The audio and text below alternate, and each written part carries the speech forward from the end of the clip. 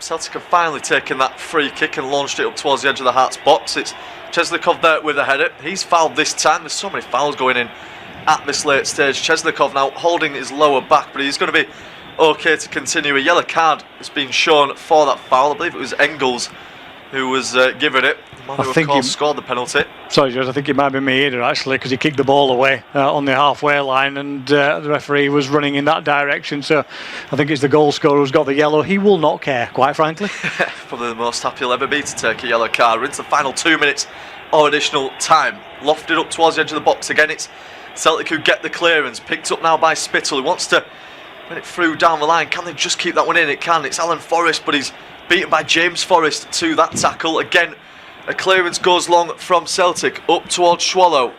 Brings it down nicely.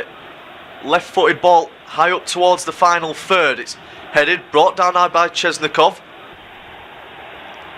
Devlin lofts it into the box again. McGregor right in the way of it, the Celtic captain. 10 major titles he'll have won now if, as a captain, if he can stick out for this final one. That's surely winning a yellow card though for Callum McGregor. He's absolutely wiped out his man there. And yeah, I mean, the referee's probably losing count of the amount of yellow cards at the moment. Yeah, he hasn't got time to write everything down at the moment, has he, the referee? I think we're going to have another minute or two, though, of stoppage time. I think we might tick up towards 100 minutes before this one finishes.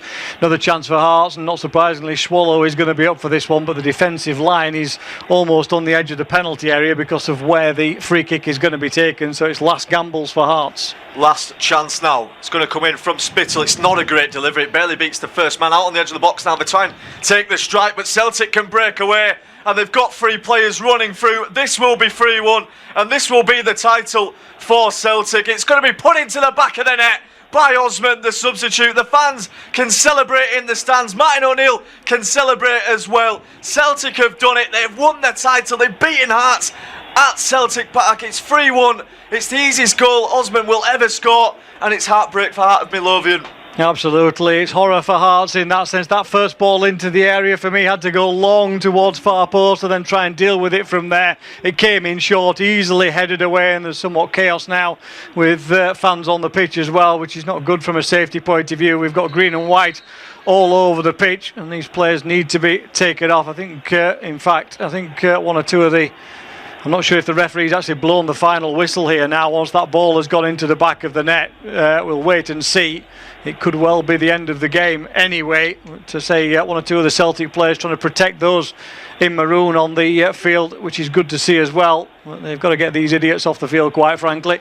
Come on at the end when everybody's finished rather than in the middle of the game, because as it stands, as far as we can see, the referee hasn't blown the whistle, but Hearts had to gamble, didn't they? I mean, you credit Celtic in terms of, you know, the run that they've had at the end of this season. They had to win all the games coming into this. That's what they did. Job done from them. You give them massive credit, but with Hearts at the moment, and that looks like Lawrence Shankland has took a hit from somebody in there as well, unfortunately, I'm afraid to say. But I think at the minute, Derek McInnes and his players are being shepherded away by the police, and I think this is all going to end in absolute chaos, I'm afraid to say, at Celtic Park, which is not a credit to the Celtic fans, bearing in mind they are regular winners of this Premiership. But anyway, there's always one or two who will spoil it for the majority, unfortunately. But, you know, it's been a great performance from Celtic running up to this, but it's so heartbreaking for Hearts. They've been top of the table for more than 200 days in this scenario, and at the moment they are being taken off the field, the players, for their own safety. Whether they will come back on for a final few seconds, we wait to see. The referee Don Robertson is in the tunnel. I think he wants to get the players back out to actually finish the game, because technically I don't feel that he's actually blown the final whistle here, but I'm not sure how you do that in a safe fashion.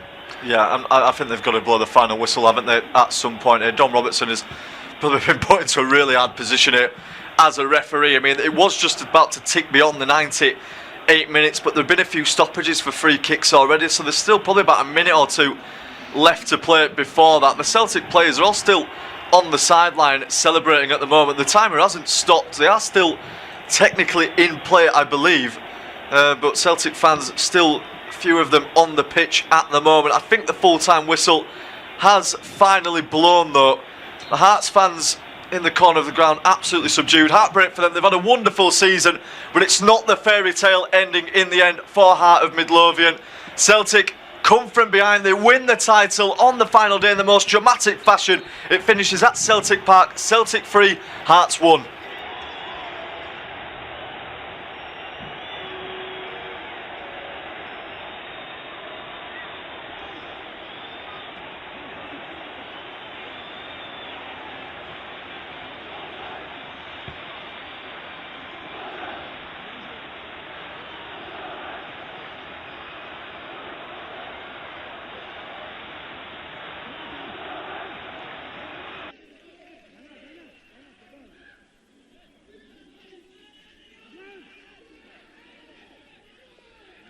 Our next football commentary match is getting ever nearer, so why not take the opportunity of having a bet on the match? Whether you're interested in betting on the match result, the first player to score, the last scorer, correct score, double result, total goal.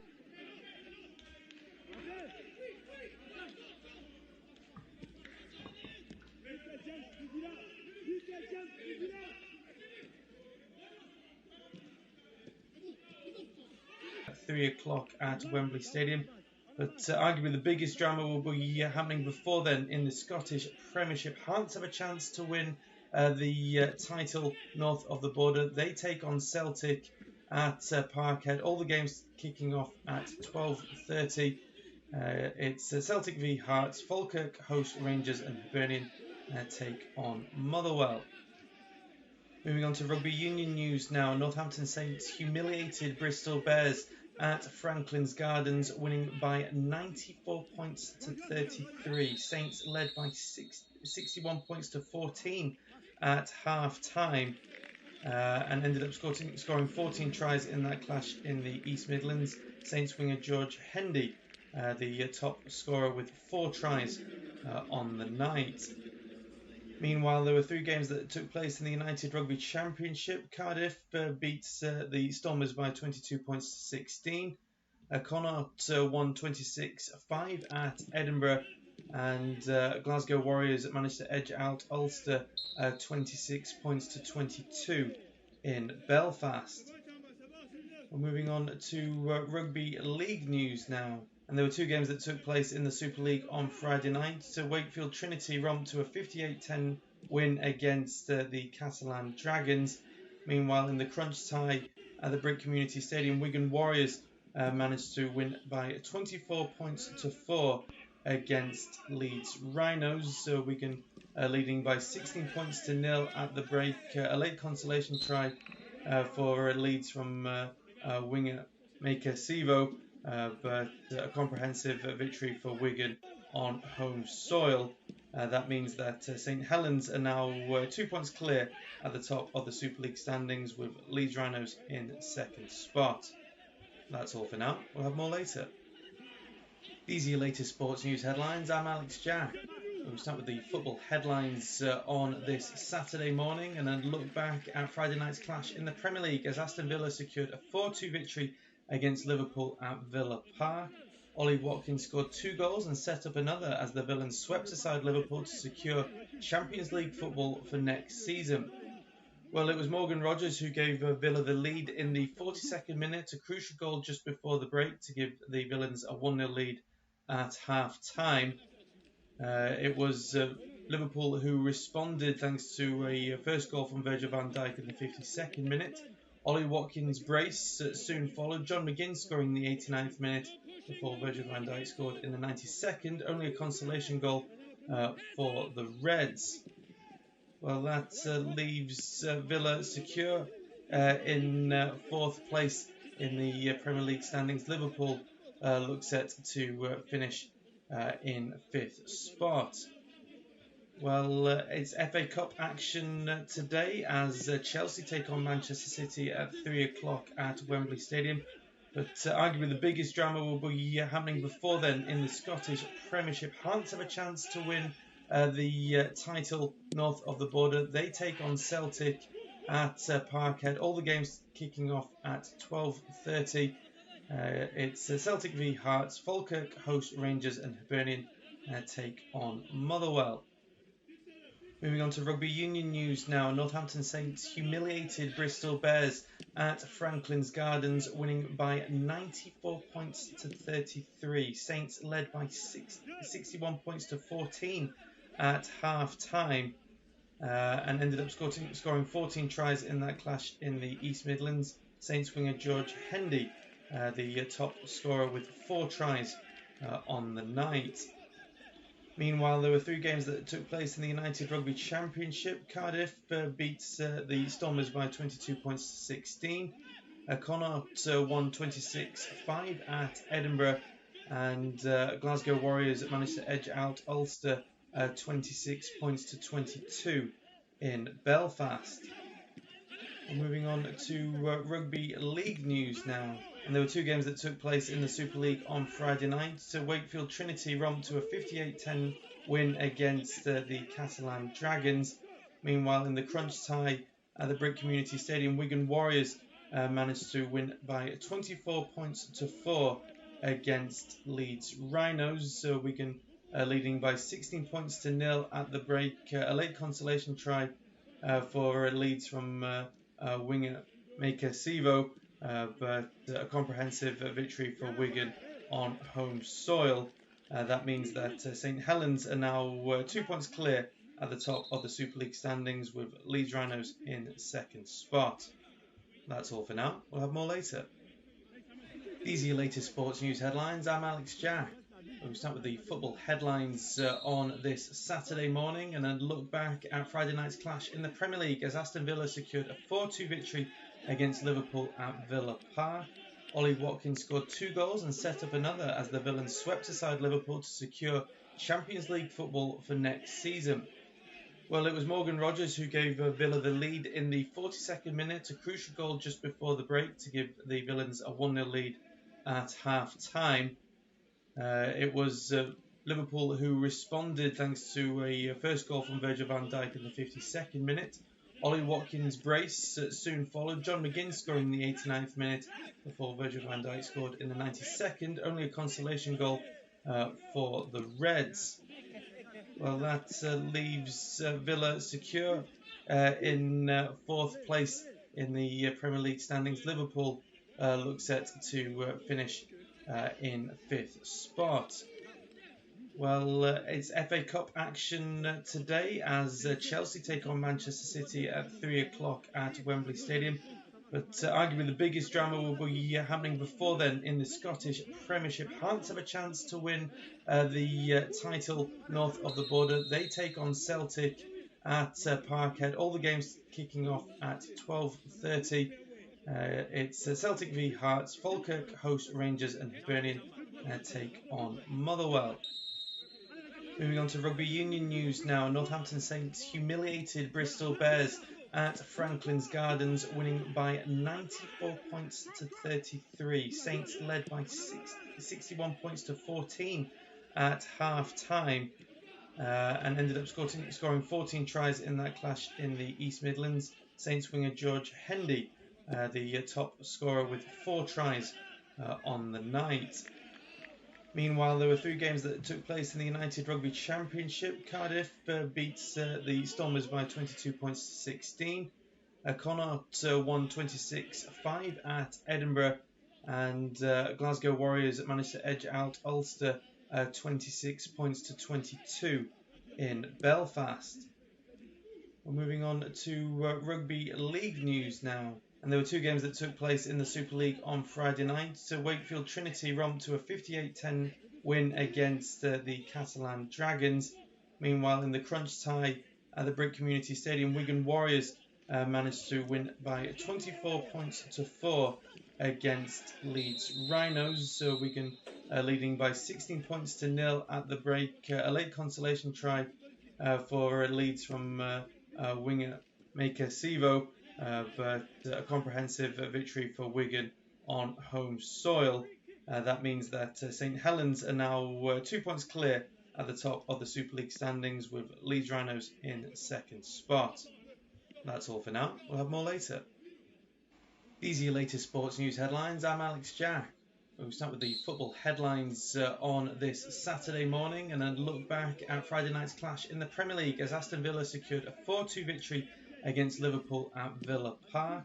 Ollie Watkins scored 2 goals and set up another as the Villains swept aside Liverpool to secure Champions League football for next season.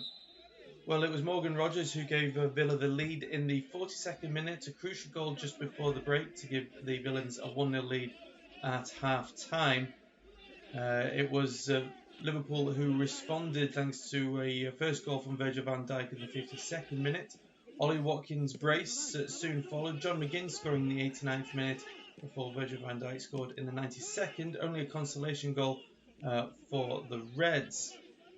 Well, that leaves Villa secure in fourth place in the Premier League standings. Liverpool look set to finish in fifth spot. Well, it's FA Cup action today as Chelsea take on Manchester City at 3 o'clock at Wembley Stadium. But arguably the biggest drama will be happening before then in the Scottish Premiership. Hearts have a chance to win the title north of the border. They take on Celtic at Parkhead. All the games kicking off at 12:30. It's Celtic v Hearts. Falkirk host Rangers and Hibernian take on Motherwell. Moving on to rugby union news now. Northampton Saints humiliated Bristol Bears at Franklin's Gardens, winning by 94 points to 33. Saints led by 61 points to 14 at half-time and ended up scoring 14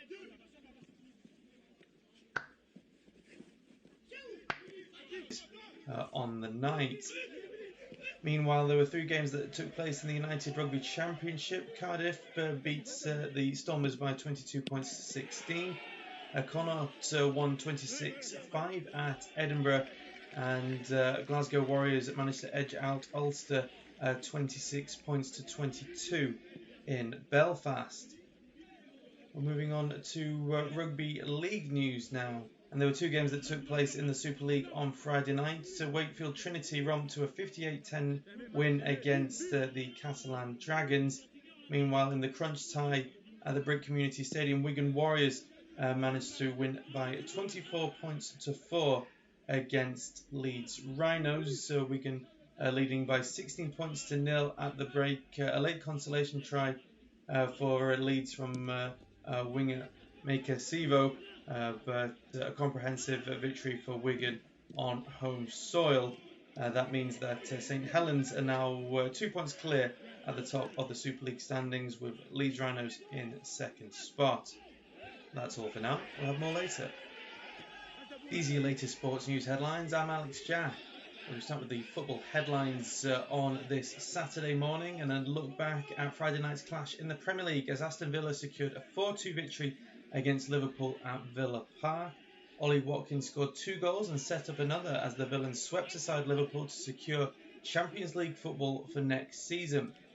Well, it was Morgan Rogers who gave Villa the lead in the 42nd minute, a crucial goal just before the break to give the Villains a 1-0 lead at half-time. It was Liverpool who responded thanks to a first goal from Virgil van Dijk in the 52nd minute. Ollie Watkins' brace soon followed, John McGinn scoring in the 89th minute before Virgil van Dijk scored in the 92nd, only a consolation goal for the Reds. Well, that leaves Villa secure in fourth place in the Premier League standings. Liverpool look set to finish in fifth spot. Well, it's FA Cup action today as Chelsea take on Manchester City at 3 o'clock at Wembley Stadium. But arguably the biggest drama will be happening before then in the Scottish Premiership. Hearts have a chance to win the title north of the border. They take on Celtic at Parkhead. All the games kicking off at 12:30. It's Celtic v Hearts. Falkirk host Rangers and Hibernian take on Motherwell. Moving on to rugby union news now. Northampton Saints humiliated Bristol Bears at Franklin's Gardens, winning by 94 points to 33. Saints led by 61 points to 14 at half-time.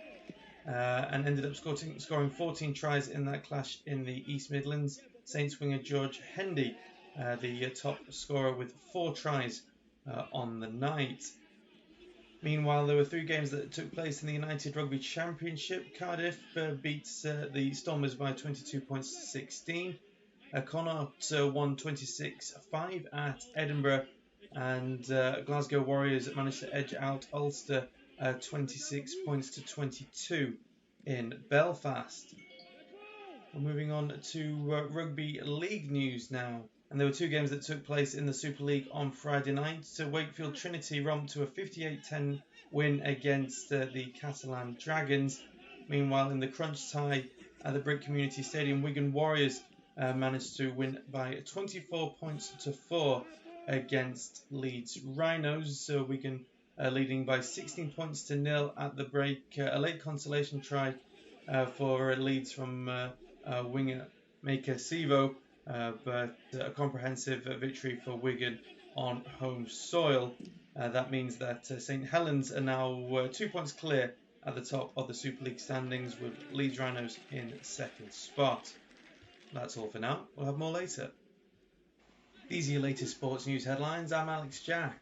We'll start with the football headlines on this Saturday morning, and then look back at Friday night's clash in the Premier League as Aston Villa secured a 4-2 victory against Liverpool at Villa Park.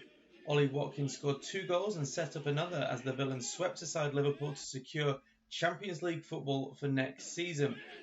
Well, it was Morgan Rogers who gave Villa the lead in the 42nd minute, a crucial goal just before the break to give the Villains a 1-0 lead at half-time. It was Liverpool who responded thanks to a first goal from Virgil van Dijk in the 52nd minute. Ollie Watkins' brace soon followed, John McGinn scoring in the 89th minute before Virgil van Dijk scored in the 92nd, only a consolation goal for the Reds. Well, that leaves Villa secure in 4th place in the Premier League standings. Liverpool look set to finish in 5th spot. Well, it's FA Cup action today as Chelsea take on Manchester City at 3 o'clock at Wembley Stadium. But arguably the biggest drama will be happening before then in the Scottish Premiership. Hearts have a chance to win the title north of the border. They take on Celtic at Parkhead. All the games kicking off at 12:30. It's Celtic v Hearts, Falkirk host Rangers, and Hibernian take on Motherwell.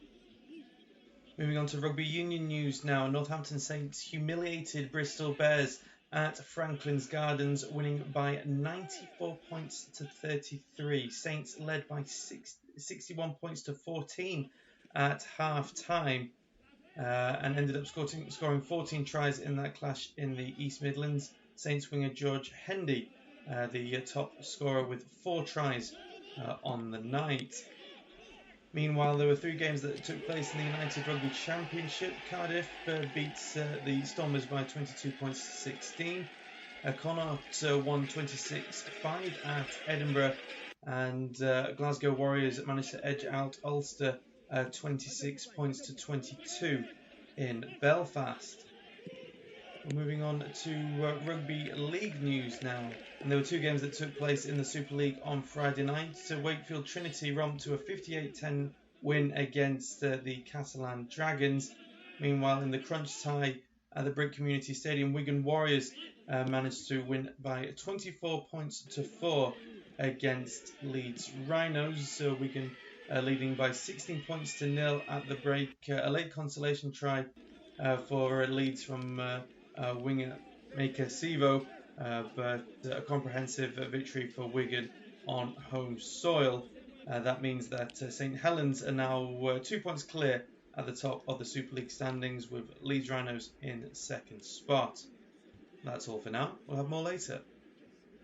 These are your latest sports news headlines. I'm Alex Jack. We'll start with the football headlines on this Saturday morning, and then look back at Friday night's clash in the Premier League as Aston Villa secured a 4-2 victory against Liverpool at Villa Park. Ollie Watkins scored 2 goals and set up another as the Villains swept aside Liverpool to secure Champions League football for next season.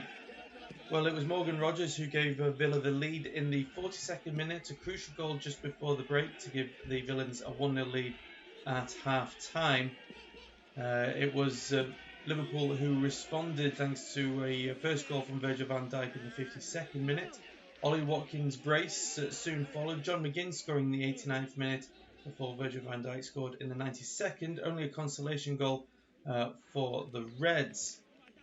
Well, that leaves Villa secure in fourth place in the Premier League standings. Liverpool look set to finish in fifth spot.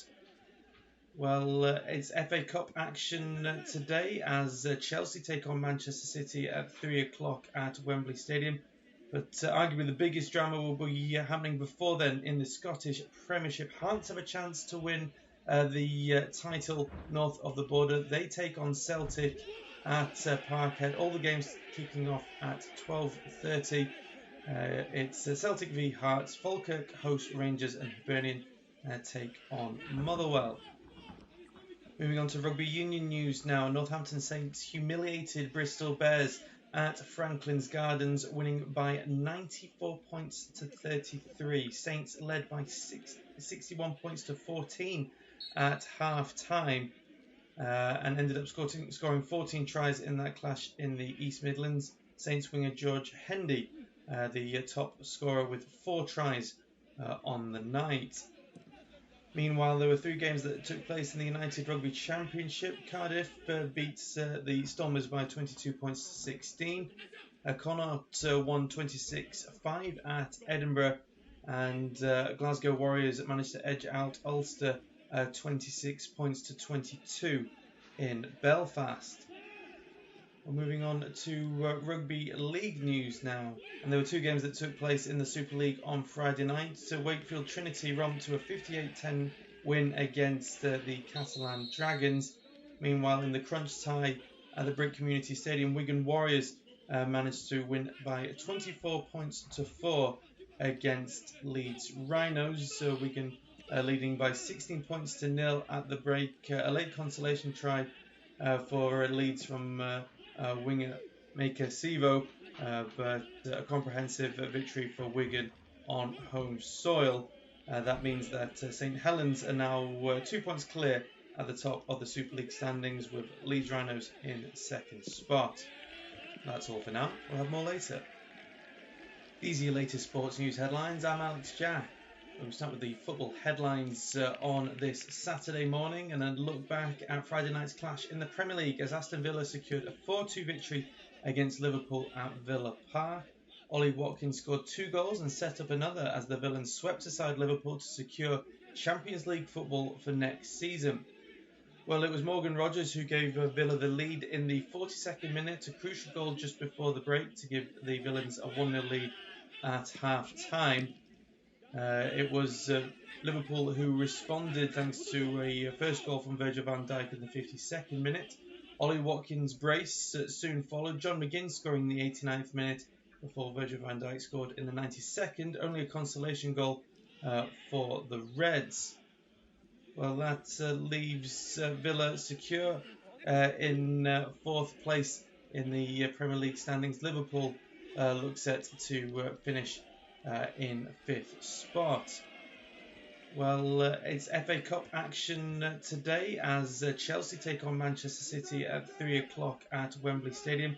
But arguably the biggest drama will be happening before then in the Scottish Premiership. Hearts have a chance to win the title north of the border. They take on Celtic at Parkhead. All the games kicking off at 12:30. It's Celtic v Hearts. Falkirk host Rangers, and Hibernian take on Motherwell. Moving on to rugby union news now. Northampton Saints humiliated Bristol Bears at Franklin's Gardens, winning by 94 points to 33. Saints led by 61 points to 14 at half-time and ended up scoring 14 tries in that clash in the East Midlands. Saints winger George Hendy, the top scorer with 4 tries on the night. Meanwhile, there were 3 games that took place in the United Rugby Championship. Cardiff beats the Stormers by 22 points to 16. Connaught won 26-5 at Edinburgh, and Glasgow Warriors managed to edge out Ulster 26 points to 22 in Belfast. We're moving on to Rugby League news now. And there were two games that took place in the Super League on Friday night. So Wakefield Trinity romped to a 58-10 win against the Catalan Dragons.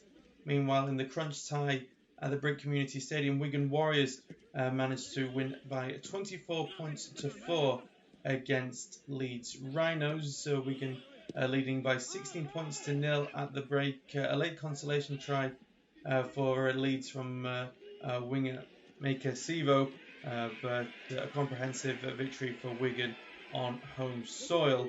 That means that St Helens are now 2 points clear at the top of the Super League standings, with Leeds Rhinos in second spot. That's all for now. We'll have more later. These are your latest sports news headlines. I'm Alex Jack.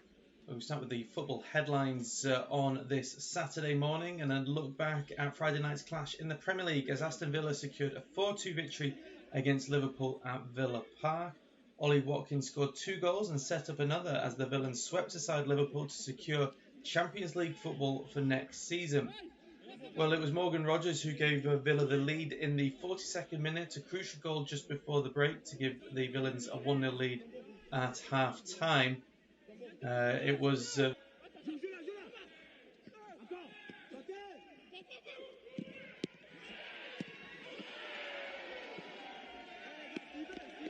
Alan McFarlane's team as follows. Sanchez is the goalkeeper. A back four of Gusto, Fofana, Colwell and Hato. Caicedo and James in the midfield, with Palmer, Fernandes and Cucurella in behind. Pedro starts up front. For Manchester City, they're looking to complete at least a double this season, maybe even a treble, depending on how the rest of the Premier League goes. But Pep Guardiola has made 5 changes from their 3-0 win against Crystal Palace in midweek.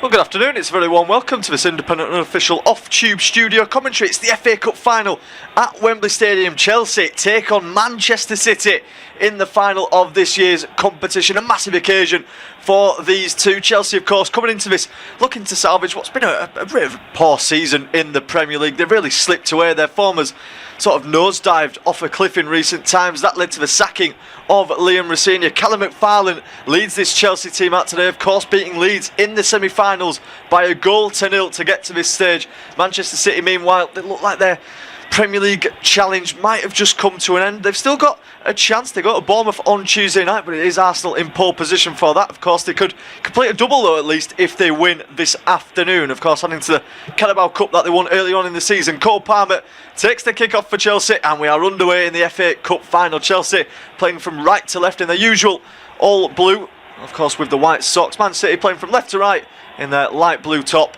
white shorts, light blue socks as well. Jeremy Doku getting away down the left wing as well. Potential early chance for Manchester City, but in the end they just choose the defensive option in the form of Nico O'Reilly. Just looking at the team news for this game, Chelsea have made 2 changes from their 1-1 draw against Liverpool at Anfield last time out. One of those changes comes in goal as Jorgensen is replaced by Robert Sanchez. Andres Santos also makes way for Reece James to come back into the midfield. So Sanchez in goal, back for is Gusto, Fofana, Colwell and Hato. It's Caicedo and James in the midfield, with Palmer, Fernandes and Cucurella in behind. Pedro who starts up front. A lot more changes for Pep Guardiola's team, however, 5 in total from the 3-0 win against Crystal Palace last time out. James Trafford is given the nod in goal in front of Gigi Donnarumma. Vardio makes way for O'Reilly in defence. There's had a few more changes further up the field, with Foden, Aït-Nouri and Savinho being replaced by Rodri, Doku and Haaland. Still some early possession for Manchester City, who look to establish the foothold in this game. It's myself, Joshua Makin, alongside me is Steve Pearson taking you through this one. And Steve,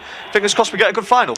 Yeah, I think that's what everybody's looking for, isn't it? There's no, fairy tale here in that sense, or a underdog against a big hitter. Despite Chelsea's season not quite being as strong as Manchester City, you would certainly not put them into that David and Goliath kind of category, these two. So if you're not looking for those kind of stories, what you're looking for is a good game between two high quality teams, and that's what we want to see today, and no reason why they shouldn't be. I just hope it doesn't get bogged down in midfield and nobody's willing to take a gamble if they play fairly safe. I don't think there's any reason for these two sides to do so. I'd like to see an open game, want to see plenty of attacking, so let's switch it over to them and see what they do. Yeah, it's all been Manchester City though for the opening 2 minutes. Chelsea barely gotten a touch on the ball. They trained with a giant screen displaying the FA Cup trophy in midweek. Chelsea maybe hoping that would give their players some more motivation. I'm not sure you really need much persuasion to get up for an FA Cup final. It's one of the biggest games on the football calendar, still one of the most prestigious matches in English football. City again just consolidating possession. James Trafford getting a few early touches as well. It's going to take a massive step though forward for Chelsea to get a result against Manchester City. Chelsea are going in search of their 9th FA Cup victory this afternoon. They last won it in 2018. Since then they've actually lost 6 finals at Wembley, 3 in the Carabao Cup, 3 in the FA Cup, so sort of failing towards the latter stages of it. Manchester City meanwhile going in search of their 8th FA Cup. They last won it back in 2023, beating Manchester United. However, since then they've lost 2 FA Cup finals in a row, one of them being to Man United, and then of course the other being against Crystal Palace last season. They want to avoid a repeat of that. Chelsea finally earned themselves some possession. Hato goes back towards Levi Colwill. Of course, played the full 90 minutes against Liverpool at Anfield. Back in the team now for Chelsea, shrugging off that horrific injury that he had. Not the greatest pass there from Cucurella as well, who is playing quite far forward. He's playing on the left wing, Mark Cucurella, no doubting his attacking ability, and he's been given the nod there. Yeah, to be fair, he plays like a left winger even when he's playing a fullback, doesn't he? Or he'll wander off across midfield somewhere and pick up possession on the right wing if he feels like it. So yeah, it's usually quite fluid from Cucurella, but why not again? You've got a player who can give you some stability defensively, obviously in that sense down that side, and you can use that attacking flair that he's got on that pace as well to try and push up and force Núñez and others to sit a little deeper in that way as well. So you can pressure fullbacks, you can pressure midfielders, then not to release. Again, for the neutral, that might mean it kind of gets blocked a little bit across midfield, but I think the question is maybe on the other side of the field where Palmer's quite wide on there. Not a player who really wants to defend and will come forward. So be interested to see how that balances out and how much James, as he is now, actually pushes out on that right hand side. At the moment he is man marking Bernardo Silva. James is wandering around wherever the Manchester City midfielder goes. Kusanov now driving the ball out of defence. He's pressed there by João Pedro. Might have just overstepped the mark with his challenge, but referee plays advantage. Núñez down the line for Semenyo. It won't stay in place, so Cucurella has a throw in towards Caicedo in the middle. Hato tries to thread it through there, but Semenyo, some good pressing from the Ghanaian international, gets in the way of him. And back on the score sheet in midweek was Antoine Semenyo. Has gone off the boil a little bit, but I'll break off as Cucurella is surging forward down the left side. No one in the box for Chelsea. Núñez too strong there for the Spaniard. I'm not sure if he's incensed at the referee or his teammates there, because Cucurella had no support. No, there was nothing there, was there? As you say, centre forward had dropped away João Pedro to actually give him the ball. It was a nice bit of play from João Pedro, no problem with that at all, but of course that left a space in the middle, and as we said, Palmer sitting back a little deeper than perhaps he would normally be, would really have been racing away on that right hand side, and you'd have wanted the ball whipped across to that far corner. I mean, Cucurella at that point, he's looking up into the box, you could see, and thinking, alright, I'll just play for a corner, but actually he's just shoulder barged off it by Núñez. Great defending from him to pick up possession back, but there is a potential outlet. That's exactly what we said, is you get the defensive support then down that left hand side of Chelsea's midfield to deal with Semenyo to some extent, but when he goes, he has got the pace to get away from Núñez and the other side of that equation. Kusanov going long this time. He's looking for Omar Marmoush, who surprisingly giving the nod ahead of Ryan Cherki for this game. Not starting is the Frenchman. He is on the bench though, so they have got those options, have Manchester City. We'll just run you through the substitutes for both teams. For Chelsea, they've got Jorgensen as their backup goalkeeper, Akimpong, Darabioyo, Chalobah, Isuo, Santos, Neto, Garnacho and Delap. I'll bring Cities in a moment as Semenyo is inside the box. He turns inside on that left foot, tries to get a strike away, might fall for Marmoush. He hits it towards goal. Not enough contact on it though from the Egyptian. We've got our first shot on target of the match. It's taken 6 minutes for it to happen, and City just stepping on to Chelsea. Yeah, and you can see with Semenyo, as soon as he tries to step inside. There's 4 or 5 defenders who are around him. Ball drops in. It really needs Marmoush to kind of turn his body and take it on the volleys, facing away from goal as it starts to come towards him. And he can only half turn, and then it's just a kind of flick with the outside of his boot, really, towards goal. I mean, it forces Sanchez into a save. It's a shot on goal, but regulation stuff for the Chelsea keeper. But from a Chelsea point of view, they'll say, OK, well, we snuffed out the main threat there, which was Semenyo in that scenario. Yeah, City attacking again though. Gay finds a pass forward to Marmoush. Heavy touch, but City have got a free kick regardless. Down on the deck there. And the referee's got some sorting out to now. It was a bit of an over-the-top reaction from the Chelsea players. Bernardo Silva just took the ball away. You can see the Howard maybe just steps on his foot. Yeah, I mean, it's largely accidentally just stretching for the ball, but he just stretched on his foot. It is a foul, no question about it. James was in the referee's face in terms of the decision not going for João Pedro further forward when he thought he was fouled by Kusanov, and the reaction of Kusanov to me suggested that he thought it was a foul as well. Darren England played on, and that's what they were complaining about. But referee, quite rightly, James, not with the looking for the captain's armband, immediately made the signal. He got players round him. I'm only talking to the captain, rest of you away.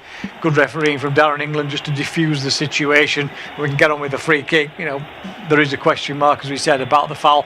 I do think it was a foul on João Pedro. Yep, it's not given though. And City do have this free kick. It's about 35 yards or so from goal. The referee has actually made the markings on the turf for the wall, but they're not going to have many in it. It's just one. Semenyo strikes it. It's ambitious from him as well, and it doesn't really travel that far. Pam might be able to break away now for Chelsea, but it's really good defending from Kusanov, who just slides across and puts that one into touch. So Chelsea have got a throw in just on the halfway mark. It's a big game, isn't it, for Cole Palmer? He's not had the best of seasons with Chelsea, not up to his usual standards that we expect from him. And what better occasion to turn that around with an FA Cup final? Yeah, absolutely. I mean, you don't want to question Cole Palmer in terms of his ability. You know what he can bring to this Chelsea side when he's on song, but he hasn't been that way a lot of this season, has he? And that's what's raised the question marks. It's odd, isn't it? You've got Cole Palmer on one side and you've got Erling Haaland on the other, and people go, well, when's he going to score in a final? When's he going to score in a final? There's still won finals even when he hasn't, but nevertheless, it's strange to be questioning two such great players. Ball forward from O'Reilly is a good one. It's picked up by Marmoush, knocks it back to Doku, who's been City's best player in the last few weeks. Slips it through O'Reilly by the byline, tries to cut the ball across. It's good defending in the end from Chelsea, but there's that first link up from Nico O'Reilly and Jeremy Doku, and City win a corner as a result. Yeah, those two always seem to be on the same page, don't they? Particularly as this season's gone on. It's a lovely little run into the gap on that right hand side by Marmoush, and then Doku just waits, and you can see it in that sense in O'Reilly just waiting, pointing, he's telling him where he wants the ball. He waits rather too long in the end, and it gives Fofana the chance to come back and make the challenge. Yeah, City have gone short from the corner. It's now Doku on the edge of the box, wants to take it round, might go for the cross to the far post. Rodgers arriving as well, heads it back across goal. Haaland trying to get his feet up there. There's been a free kick given, I think it's a high foot from the Norwegian. Darren England giving the free kick the way of Chelsea, and Rodri just arrived unannounced there round the back. No one marking him. Fernandes wasn't aware. It's a good ball in from Doku. I think Rodri is just about onside. Just wouldn't break in the end for Haaland. Yeah, it's appalling defending from Chelsea, isn't it? You don't leave him on his own. Rodri on that far post area. Always going to be a foul by Haaland. To be fair to him, he's got eyes on the ball. He's not looking at anything else, but in such a crowded penalty area, inevitable that you're going to be done for a high foot in that kind of scenario. But Rodri on his own, and that is terrible defending from Chelsea. Even if Fernandes just looks over his shoulder, at least he sees him, at least he tries to push him away and stop him from getting to the ball. There, he's just got a free header. In the end, it's not really a great header either. He does neither one thing nor the other. He's got options inside him, and his header just kind of tumbles into the towards the 6-yard box, doesn't it, really? Gay now finds O'Reilly up ahead of him, starting to grow into this game now. He's the youngster and he's charging forward. Of course, what fear playing at Wembley. I mean, he had a fantastic Carabao Cup final against Arsenal, won City that game. And there's Semenyo for City down the other end, up against Kukurea. Good battle to expect between those two. Semenyo flicks it behind for Núñez now. Wants to go round the outside, up towards the byline. Kukurea standing strong though. It's good defending from the Spaniard just to keep Man City at bay for the time being. Now here's Semenyo, back towards Mateus Núñez. Semenyo again, wanting to have a run. They haven't got too many options in front of them though, so they've gone back towards Rodri, and City really starting to just dominate this FA Cup final now. Getting on the ball, as they have been throughout the game, but starting to look dangerous on the attack. It's now Doku having a run at Gusto. Gay over towards the side. Gay on the edge of the box, might flip it through. He tries to do it instead. O'Reilly he's on a different wavelength though. He's coming back the other way. Thought for a moment Gay might even line up the shot, but no, it's a pass through and out for a goal kick. Yeah, he tries to get it into the right area, doesn't he, Mark Gay? Because he's allowed to come forward. There's only João Pedro upfield, and João Pedro's come a long way back, so City can release another couple of players to move forward as they efficiently do. And O'Reilly on that time, as you say, would have probably been offside had he turned and made that run, because the ball came back to Gay so slowly in that kind of scenario. But yeah, it's good pressure from Manchester City, isn't it? They're on the front foot, and this is like, the game's panning out as we probably expected it would, really, so far. Yeah, 12 minutes in, it's still 0-0. Chelsea are still yet to register an attempt so far in this game. City have now had 3 to their name, so it is Pep Guardiola's side who've started the better of the two teams. It's of course being the only game taking place in English football today. No other games on the same day as the FA Cup final. There was some drama though up in the Scottish leagues. It went down to the last day between Celtic and Hearts. Celtic winning the title as well, 3-1 at Celtic Park. Heartbreak for Heart of Midlothian, who had led the title race since September. Just couldn't quite get it over the line in the end though. And now the ball over the top for Pedro to run on to the end of. Tries to take it back the other way. Somehow still got it. In the end the flag will go up against the Brazilian. And that's got to be it for Chelsea, really. They've got to get João Pedro on the ball in dangerous situations like that. Yeah, absolutely. He finds the gap in between the two defenders there, doesn't he? Just takes his run a little bit too early. You can see from the lines on the pitch that he's leaning into a dark coloured one, while the Manchester City defender is still in the light coloured shaded stripe on the field. So clearly gone too far. But, from that point of view, that's exactly what it's got to be. City are going to take that gamble. They'll feel that if they can force João Pedro to at least get possession out wide, then he's not immediately a threat towards goal and they can cover quickly enough. Semenyo, a few step overs into the box now. It's a really dangerous ball across the face of goal to the far post, and no one, surprisingly, is attacking it for Manchester City. I mean, that is the sort of balls that you think Erling Haaland would thrive on. In the end, though, doesn't quite get there, and it's out behind for a dead ball. Yeah, Haaland's pulled away to the far post this time. He's battling with the defender. I don't think he can really see it coming across, to be honest with you. And how Semenyo manages to thread a ball through there, there's a little bit of luck in it, to be fair to Semenyo. But he's willing to take that gamble, isn't he? That he'll get something. It might even be a little deflection. It might spin across the 6-yard box, and you can see that he knows that Haaland's at that far post area. But actually, it's decent defending actually from Chelsea. Again, Gusto, not the biggest character in there, but uses his body well to stop Haaland from having a clear run at that far post area. Núñez now has got this throw-in for Chelsea. Sorry, for Manchester City, of course.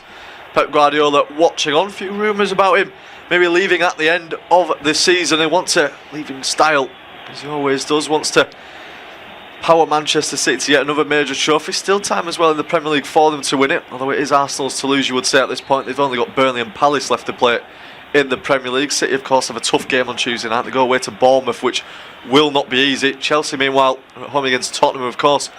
Not a lot of issues themselves at the moment. Still not out of the relegation battle. City have had 73% of the ball so far in this game. We're about 15 minutes of the way through, so that's not really any surprise. We knew they would try and dominate possession. Chelsea have not going to get many chances in this game. When they get them, they've just got to make the most of them.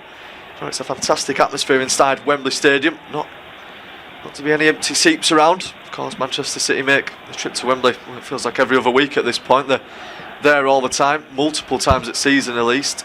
Gay finding Silva, comes deep for it. Now towards O'Reilly. This is where Chelsea look most comfortable, when City have got the ball a little bit further back.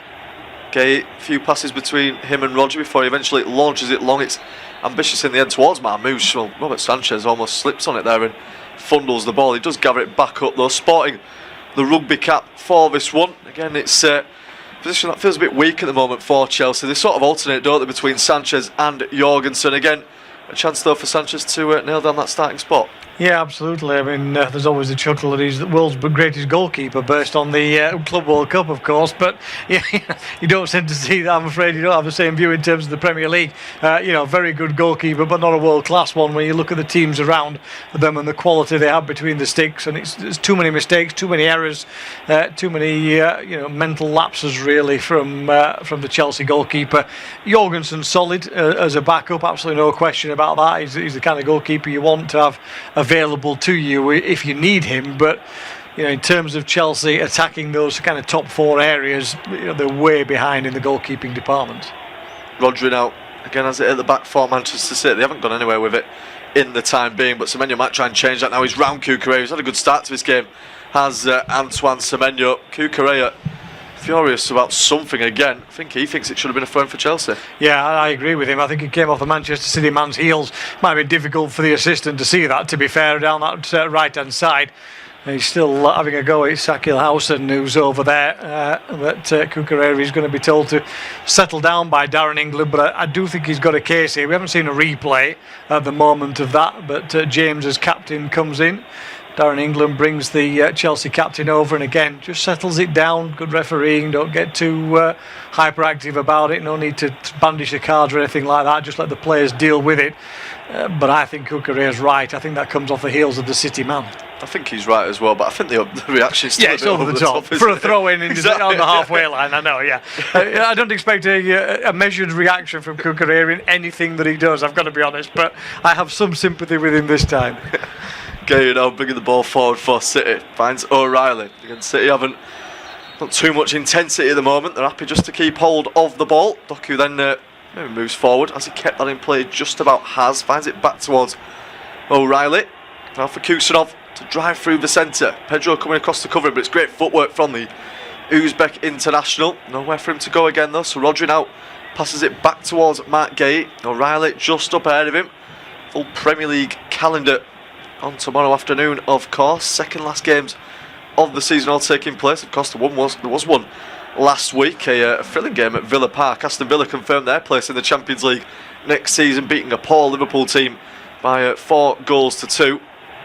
Doku now with his back towards Malik Gusto, and Gay will go over the top again. He's tried that ball a few times now as Mark Gay. It's not quite working out for him though. No, it isn't. He's not quite on the same wavelength as others in front of him at the moment, is he? When it comes to those balls around the penalty area, tried a couple from distance, tried that little threaded pass through to O'Reilly. Neither of them in the in the right place in the end. So still plenty of time, but it's just it's a steady game at the moment, isn't it? And it's kind of what we feared. Too much of a chess match between these two sides. They're cancelling each other out. Chelsea, to be fair, defending really well as a unit. Good operation here, well set up. And you tend to find, as we know with this Chelsea side, is if they've got something to win and they've got a big game, they will turn up. It's the week in, week out bread and butter stuff that's the problem for this Chelsea side, which again, you question the mentality of that by the players and the playing unit, as it were, along with the coaches. But it's a fear for Chelsea what runs through this club, because if you can only get yourself up for the big games, you're not going to win trophies. Yeah, there is still that DNA about them, isn't there? That when they do have those big games, they can turn up. Even though the season might be going against them, they do have that capacity to turn up and really turn it on for the big moments. Can they do it now as Cucurella has the ball forward? A rare attack for Chelsea at the start of this game. Pokes it through nicely as well towards Jarrell Hato. Now for James. Attack building for Chelsea. Gusto on the edge of the box. It's a great ball as well to the far post. Cucurella was arriving, so though was Mateus Nunes. He entered behind for the first Chelsea corner. Yeah, it's a good ball in, isn't it? Because you want to get it away from those central defenders. There wasn't really any space to whip a ball into the near post. Nobody made that gamble far enough forward. So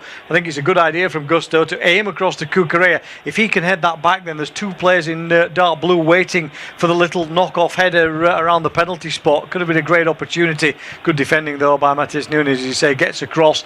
Safety first. Nothing clever about it. Just get in the right place and put it behind. That's exactly what he does. 0-0. 20 minutes gone at Wembley Stadium. Can that change now though? Chelsea with their first set piece. It's short to Palmer. Now back towards Reece James. Malo Gusto is then going to go all the way back to the half-flare line, and that is an abysmal set piece from Chelsea. No idea what the plan was there. They've just opted to go all the way back, and eventually I think they're going to go back to Robert Sanchez. Yep, they are as well. That is one of the worst corner routines I think I've seen this season. I hate short corners. I just hate it. You've got a chance to get the ball in the box. I accept the fact that Manchester City are very good defensively in the air, but at least give yourself the chance to score. At least put something in there and put Trafford under a bit of pressure. You look at this. Trafford's not seen the ball so far, and he's not a regular goalkeeper for this side. He's a very good goalkeeper. His mentality is excellent. Don't get me wrong, and he's come into these cup games and been excellent throughout in place of Donnarumma. But you've got to put him under pressure. You've got to give him something to think about. And to me, get the ball in the box. I know it's the old put it in the mixer thing, but do it. Just get on with it. Here comes City up the other end now. It's Doku. A few step overs inside the box. Tries to make his way through. He almost gets on the end of that one as well. Palmer now is going to launch this one forward. Poor touch from Gain. Fernandez has set that over the top. João Pedro is racing through. Kusanov is quick though, and he might get there to cover him. He just about gets there. Pedro still has the ball though. Waits for support. Goes for the shot. He slips on it.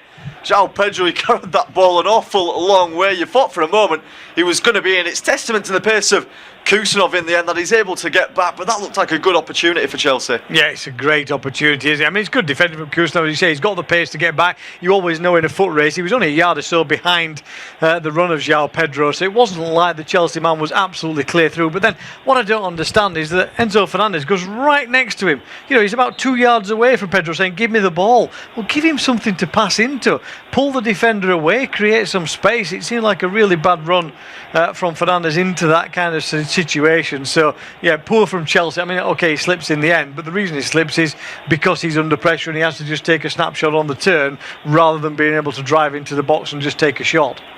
Rodri now for Man City. Across to Gay and Alfred Semenyo as well. Palmer going across the cover. It's good defending actually from Cole Palmer, and he gets himself in front there of Jeremy Doku. He's been quiet so far for City. I was mentioning earlier, I think he's been City's best player in recent times. Scored some fantastic goals against Everton. He was absolutely crucial in salvaging a point for them. A wonderful curling effort. He scored a similar goal against Brentford as well at the Etihad Stadium. Hasn't really been able to get into it too much so far, but with that, we have hit the halfway point of this FA Cup final. It's a bit nervy and cagey at the moment. City dominating possession as you'd probably expect, and with that, it's going to be Steve to take us through to half time. Yeah, thanks, Josh. As City have won back the ball here, Haaland into the penalty area. Can he get across it? No, he puts it too far. Not sure whether he ends up trying to shoot at the far post or trying to find Marmoush. Either way, nowhere near. Reece James robbed of possession just outside the penalty area. Looked like a fairly good challenge from Doku. But then Haaland here, I think he gets caught in two minds, doesn't he? Yeah, I can't believe I'm saying it, but I think it's a rush of blood to the head of Erling Haaland there. It's like he sort of just panics there. It's like he sees Rodri moving towards the back post, but he gets way too much on it. Uncharacteristic there from the Norwegian striker. Could have done so much more of it, maybe even go for goal himself on his right foot, but not to be in the end. And yeah, Chelsea were just caught lacking for a moment. Yeah, it's like the old horror movie, isn't it? The curse on the big monster striker at the moment. Caicedo's gone down injured here, and I don't think it's one that's a diplomatic injury looking at this. If it was Sanchez, I'd be slightly more suspicious, but Caicedo looks uncomfortable at the moment. But of course that means there's a chance for the two coaches to pull their relative players across. Not everybody's gone across this time. But yeah, Caicedo is clearly uncomfortable at the minute. Not sure whether it's a muscle problem or whatever. If you'd gone for the sweepstake on what is Pep going to be wearing this afternoon, a bit like the Queen when she used to turn up at Royal Ascot, you could gamble on which colour. It's light grey polo neck jumper this afternoon is your winner. Very smart as usual from Pep. I still think that managers should be wearing suits though for an FA Cup final. I'm not sure if that's an old-fashioned view, but Callum McFarlane wearing his tracksuit on the sidelines, not the biggest fan of that one. No, you have to come out. I mean, it's me who's usually the grumpy old man in this one, not you, Josh. You're supposed to be the young, energetic one. I'm the one going, why is he not wearing a suit? This is disgraceful. Yeah, come on, Pep. Bit of decorum, at least when you come out. And then you can put the drag suit on afterwards. I'm fine with that. But anyway, the two head coaches both having a chat through it. Callum McFarlane, of course, was a coach at Manchester City a few years ago, helping the younger players at the Etihad before he made his way eventually to Chelsea. And taking on a similar role, his second role as caretaker. Got his only win, of course, in the FA Cup against Leeds United, which was Chelsea's last win a few weeks ago. Apologies for bringing that one up in this particular studio, but it's a matter of fact, unfortunately, in that sense. A ball forward by Manchester City then, but it's immediately turned around back towards the edge of the edge of the penalty, I should say. Although it does then go back to the 6-yard box. So again, premonition from me on that one as Trafford picks up possession and it's played down that left-hand side. But it's all rather tight at the moment, and Chelsea have done well, forced the mistake, won it back in midfield. A little bit of space perhaps through the centre for a moment for Colwill, but eventually he's closed down. Finds Enzo Fernandez, who tries to thread one through for João Pedro, but it's blocked out and City can come in the opposite direction. That's a clear foul by Enzo Fernandez, pushing the back on Silva, and the free kick taken quickly, and there's space over on this right hand side for Manchester City to come into. Nunez drops one off for Semenyo, His shadow in Cucurella is there again. He threads the ball through to Nunes. Is he onside? Flag stays down for the moment. Haaland's tapped it in. Everybody's looking for a flag. Everybody expects it. And the flag does go up. Akil Hauser makes his first flag of the afternoon. Haaland says, yeah, I know it was offside, but at least a bit of confidence that there is some space potentially. Lovely attempted ball through by Semenyo. Yeah, Matheus Nunes. It looked quite obvious, didn't it, at the start that one was going to be offside, and yeah, he just makes his run a little bit too early. That is better though from City, moving the ball a little bit quicker. It's a nice ball towards the far post as well, and Haaland is there. Pep Guardiola celebrates it for a moment, then I think he realises, like everyone else in the stadium, that it was clearly offside, but the ball has gone into net, so hopefully that sparks some sort of life into the match. Yeah, certainly hope so. 27 minutes gone, still 0-0. And that's the first one that's been on target of any consequence, but the referee, his assistant, putting the flag up quite rightly on that occasion. There's the ball back with James Trafford, resplendent in bright pink this afternoon, and he rolls the ball out for Gay to make something happen. Former Crystal Palace man, of course. Palace having been the victors against Manchester City at Wembley last time out. City losing the last two finals. It's becoming a regular occurrence at the moment. Etihad South almost, as far as this ground is concerned for Manchester City. They basically know their way around it. Every part of the stadium, I'm sure by now, their supporters and the players.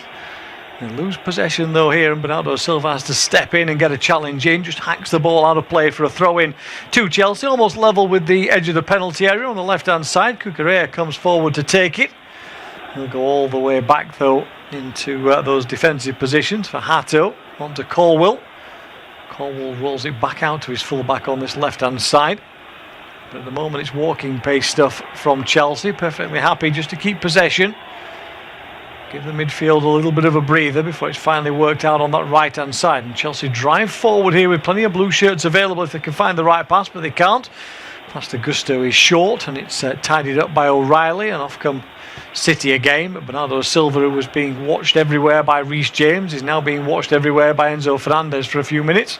Ooh, that's a lunging challenge from Enzo Fernandez. That is not a good tackle at all on the Manchester City man. I'm not sure how much connection there is. Enzo Fernandez is quickly over there to make his case to the official on the far side, but the referee has got the yellow card in his hand for the moment. But that looked like a two-footed challenge from Enzo Fernandez, first view.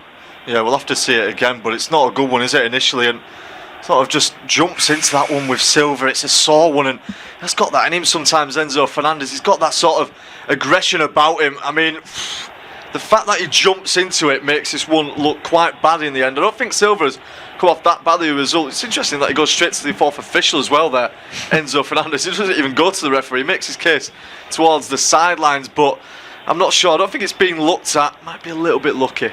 Yeah, I think it's connection on the ball, perhaps, but he then catches the play, probably not with the studs up, and I think that's what saves him there. It is not a good challenge from Enzo Fernandez, and you could see the bench from Manchester City, virtually everybody. I mean, it's the long benches up the side of the old tunnel at Wembley, as you'll be aware, and they were all up there on their feet after that challenge. It was certainly two-footed. But fortunately for the Chelsea number 8, it was on the ball and a follow through with the side of the foot. Darren England very quickly getting the yellow card out. He had a good view of it from his position, I should say, well up with play. VAR, as Josh said, will have checked that, but all waved through, yellow card, and that seems the right decision, to be fair, having looked at the replays.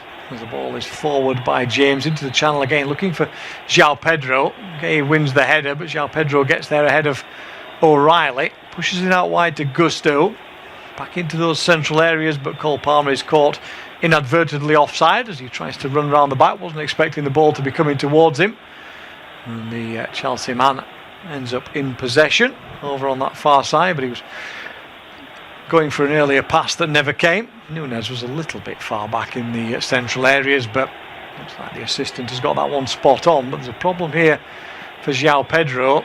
It looks like a little muscle pull on the left thigh is the problem. And again, it's not a diplomatic injury in any way. It's clearly something that's causing him some pain. And there is some concern here. He's just trying to see if he can get on without actually needing some treatment at the moment, so he doesn't have to go off, but it's clearly something that's causing him a problem. Yeah, we didn't even see what it came from as well in the end. Not sure if it's just him trying to run around and he's pulled something out of nowhere. He's back up to his feet now, so it looks like he's going to try and walk it off. He'll have to be in constant communication with the Chelsea bench. They've already had a few little problems due to injury in this game, as we can see the Gallagher brothers, of course, in attendance. But yeah, for Chelsea, they've settled into this one fairly nicely. They've started to limit City. It's not really going anywhere, is it, though, this final at the moment? It's exactly what we sort of expected. We didn't really want to see it, but it's still, you can get that in FA Cup finals. That might change though now with Palmer. Yeah, Palmer drives forward towards the edge of the box. He can't get room for a shot. He almost pushes it through the legs of Kusanov and gets another chance around the back of the defence, but didn't work out on this occasion. The ball breaks for Semenyo. Suddenly a bit of space. He's brought down by Kukurea. That will be a free kick. Referee gives himself a little bit of thinking time and then gets the yellow card out. No great surprise. Kukurea was caught out on that occasion. Not all his fault, to be fair, because players had gone forward. He was left chasing down Semenyo. Yeah, Semenyo just on the wrong side of him there, wasn't he? And Kukurea, he races back. He does well to get there in the end, but Semenyo steps inside. It's a nice little touch there from the Ghanaian. It just takes it away from him. Kukurea leaves his foot dangling. And yeah, Semenyo clearly fouled. And just thinking about that chance there for Cole Palmer, I think, 2 years ago, Cole Palmer probably even goes and scores from that situation. He just hung on to it for way too long. He runs into a wall. It's like he's trying to just go straight through them. It was never going to be on. And unfortunately for Chelsea, the attack broke down. Yeah, I'll whisper it quietly for Chelsea fans, but Palmer playing like a player who needs a bit of a move and something fresh. Maybe the World Cup will bring that for him. We don't know. We will see. We hope so. From an England point of view, the ball is worked out from the short free kick to Semenyo again at one-on-one of Kukurea, who can't dive in now. So Semenyo got away from him, but he gets one right off the outside edge of his left foot, and it flies through the slips and away for four, but unfortunately nearly at the corner flag. In fact, it is a throw-in. Yeah, it's quite clearly a throw-in as well from Al Semenyo. That might end up behind him. In the end, he's completely got that one wrong with his left foot. He's not lively, to be fair, in this game, Semenyo. It's a better performance from him than what we've seen in recent times. I thought Doku has sort of outshone him in this City team, but Semenyo looks a little more likely at the moment. Some good work again, turning inside of Kukurea. There's now on a yellow card as well, so Semenyo's going to fancy that one even more. But yeah, just completely got the shot wrong in the end. Yeah, it's unfortunate, really, as Doku is pulled up for a foul on Gusto down that right-hand side. So it will be a free kick to Chelsea, deep inside their own half of the field. 34 minutes on the clock. Chelsea 0, Manchester City 0. And like a number of cup finals over recent years, we're just waiting for this one to get towards the boil. It's kind of simmering a little, but not the most open game for the neutral, I'm afraid to say, at the moment. Can be the case in finals. There have been some classics, of course, at Wembley over the years. But recent years, not so much so. Intrigue, interest, but usually fairly tight at occasions. Nervy kind of matches as the ball forward again here for Chelsea. And so Fernandes tries to get ahead to it, but it's cleared away, and off goes O'Reilly in front of Palmer. Reece James comes across to cover. Chelsea do win it back, but Doku's quickly in to make the challenge. Then Bernardo Silva is forced back towards his own goal. And it's a good press from Chelsea. Take Guardiola's side all the way back into their own penalty area from over the halfway line. Here's Kusanov. Right footed ball downfield is rather meaningless. Will just drop straight to Chelsea again in midfield. Great turn by Palmer. Takes him away from one challenge, but he got no support on that right-hand side. Gusto had sat in, unfortunately, for Chelsea on that occasion. But the Dark Blues keep possession at the moment. They roll it into a central position for Caicedo, who looks forward. Again, there's only João Pedro to aim at, so he's worked out to Gusto instead on the right-hand side, up against O'Reilly. O'Reilly keeps him shepherded away from the penalty area, but then onto his right foot, Gusto puts the ball in towards the near post, straight into the hands of Trafford. But nice effort, was looking on that occasion to see if he could whip one in towards the edge of the 6-yard box, but didn't quite get enough curl on the cross. And therefore easy for the Manchester City keeper, who again is a subject of speculation as to whether he might move Josh somewhere in the summer to get first team football, because he's always going to be behind Donnarumma. Yeah, I think it makes sense. He probably expected a lot more, didn't he, when he came into this Manchester City team. Of course, they bought him with the intention, I think, at first, of him being their starting goalkeeper. I think it was the game against Tottenham at home. They lost it early on in the season. He made a pretty bad mistake. He had a poor first half, and then they went out and bought Donnarumma. I mean, ever since then, he's been reduced to cup appearances. I still think there might be a way for him at City. I'm not that convinced by Donnarumma. I think he's got a howler in him. Despite being a fantastic shot stopper, he does make a lot of mistakes. His distribution isn't the greatest as well. It just depends whether Trafford's willing to be patient and wait for those chances to come along, because he could probably walk into a lot of teams in the Premier League, and I'm sure there's a lot of interest for him. Yeah, I think there certainly will be. And a bit of money on the table as well needed as well to make him move on this occasion. But if somebody says to you, would you like one of the world's greatest goalkeepers at a somewhat knockdown price? Well, go on then, why not? Might as well, in that sense. So, unfortunate for James Trafford though, but not a year wasted if he picks up another cup final medal, perhaps, and shows his pedigree again on the biggest stage, to make a move to somewhere else in the Premier League, or maybe abroad even, should he wish to spread his wings a little.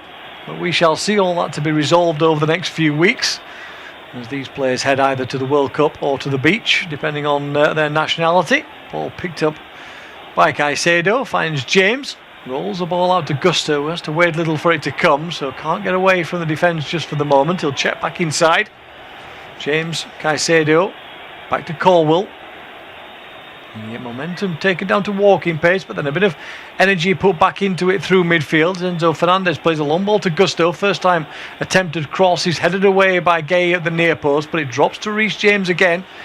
Important cog in this Chelsea side, along with Caicedo marking down, blocking off movement. Manchester City now, as we come up towards half time, have dropped everybody behind the ball with Chelsea in possession. 8 minutes to go to the break.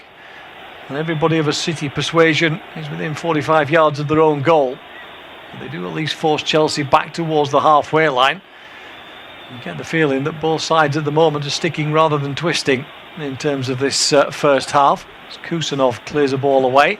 Straight out of play for a throw in to Chelsea, midway inside the Manchester City half. We're not seeing any big gamblers at the table at the moment. No, we're certainly not. This does actually remind me, to be fair, though, of the game between Chelsea and Manchester City at Stamford Bridge not too long ago. I covered that game, and the first half was really flat. I mean, there wasn't much going on at all. City probably just about the better side, but they turned it on massively in the second half. They sort of changed a few things around, and they went at Chelsea out the traps. Chelsea have got to be careful that that doesn't happen again, because they got blown away in that second half. City just have that capability. Even though this isn't the best Manchester City team we've seen under Pep Guardiola, they're still serial winners, and they still know how to turn it on in big moments, so there is always that possibility. James plays the ball to Palmer in the channel, right hand side, pulls it all the way across to Cucurella, who just has to head it rather than chest it down as the ball to drift over his head, but he at least keeps possession for Chelsea, although the chance has gone at least to begin with. Picked up again by James on that right hand side. Slow starts, and first half's not quite being as strong as we expected. Have been a little bit of a pattern as well for Manchester City in this season. Sometimes it's find a way to win, or sometimes it's find how to change things at half time to make you win. Pep Guardiola, the master of that. He's gone wandering back to the seats, which are somewhat away from the technical area, of course, here at Wembley. A little discussion with his coaching staff, using a few points maybe for half time, as Chelsea are finishing the half a little stronger now. They pick up possession again with Gusto. It's been the main outlet down that right hand side. Again, he looks for Palmer, right hand edge of the box, onto his left foot, chip cross in. Bernardo Silva tracking back, and he heads it behind for a corner. Yeah, probably the best moment of the game this is for Chelsea, without really doing too much and causing James Trafford any problems. They're still getting into some better areas now, just not quite looking that convincing. When they go forward, they don't really look dangerous, do they, at the moment, Chelsea? They're still getting the space afforded to them by City. Maybe they'll be better with this set piece. We've already seen them take a corner in the game that ended up back with the goalkeeper. This is their second one, and hopefully it's a bit more direct. Yeah, if this goes short, I may spontaneously combust here, Josh. Let's hope not. It's going to be the corner then from the right-hand side. It'll be the right-footed outswinger. This time they've thrown plenty of players inside the penalty area. It lifts in, looking for Colwill, but it's headed away by Haaland. Cucurella pushes it back into the box, but too many light blue shirts around, and it's cleared away. But picked straight back up by Chelsea with Palmer. Left-footed ball from him, not quite high enough, and O'Reilly gets a header on it as he suddenly pops up on the right-hand side. Manchester City have not really reset after that corner set piece opportunity, but then that's going to be a foul. It's holding back on this occasion. Hato had the arms on the defender, and Gay took the opportunity to head to the floor, take the free kick. Just under 5 minutes left to go then in this first half, and still waiting really for our first meaningful effort on goal.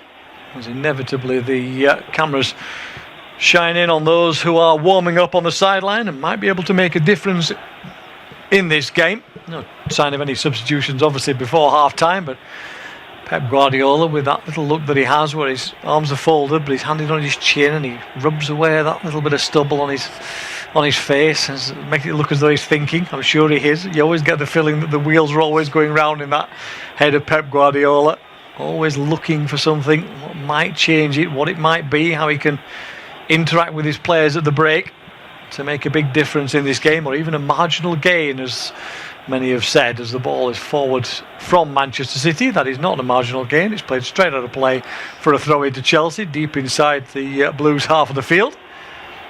It will be a throw in taken by Cucurella. Thomas Tuchel overseeing this. Of course, he's got his squad to announce later on this week. We've seen one or two squads already appear this week, and Tuchel keeping his counsel a lot at the moment as João Pedro tries to play a ball through to Palmer. That's blocked out. It'll be an interesting week for many international players.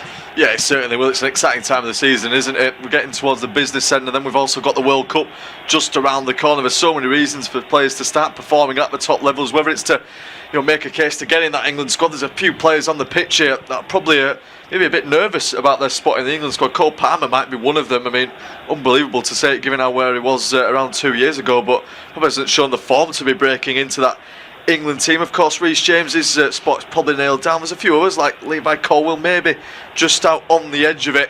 Nico O'Reilly probably guaranteed a spot as well, isn't he? And players from the other 7,000 countries who've qualified are also looking for their place on the plane to North America. And we'll have coverage of that across this service as the summer goes on. No rest for the wicked, particularly at British summertime, and some of the games are going to be at weird and wonderful times. The ball forward here up towards Haaland, suddenly inside the area. On the angle, he gets a shot in. It blocked away by Sanchez, but Haaland for the first time getting something to run onto, and he immediately takes a shot. Sanchez blocks it away. Yeah, that's how quickly it could just turn on its head. Chelsea have dominated possession really in the last sort of 5 minutes. 85% of the ball coming for them. But then City just turn it on like that. It's Doku who plays the ball through for Ireland. He's just made that run off the last defender. Angles against him in the end, so he hits it hard as he can. Good save from Sanchez, who's got his angles covered. Yeah, ball taken short from the corner, but this time Sanchez lifts one in towards the far post. Gay's wrestling a little at the far post area, but it's cleared away as far as Semenyo, corner of the box. He comes inside onto his left foot. Good defending though by Reece James, forces the former Bournemouth man back towards the halfway line.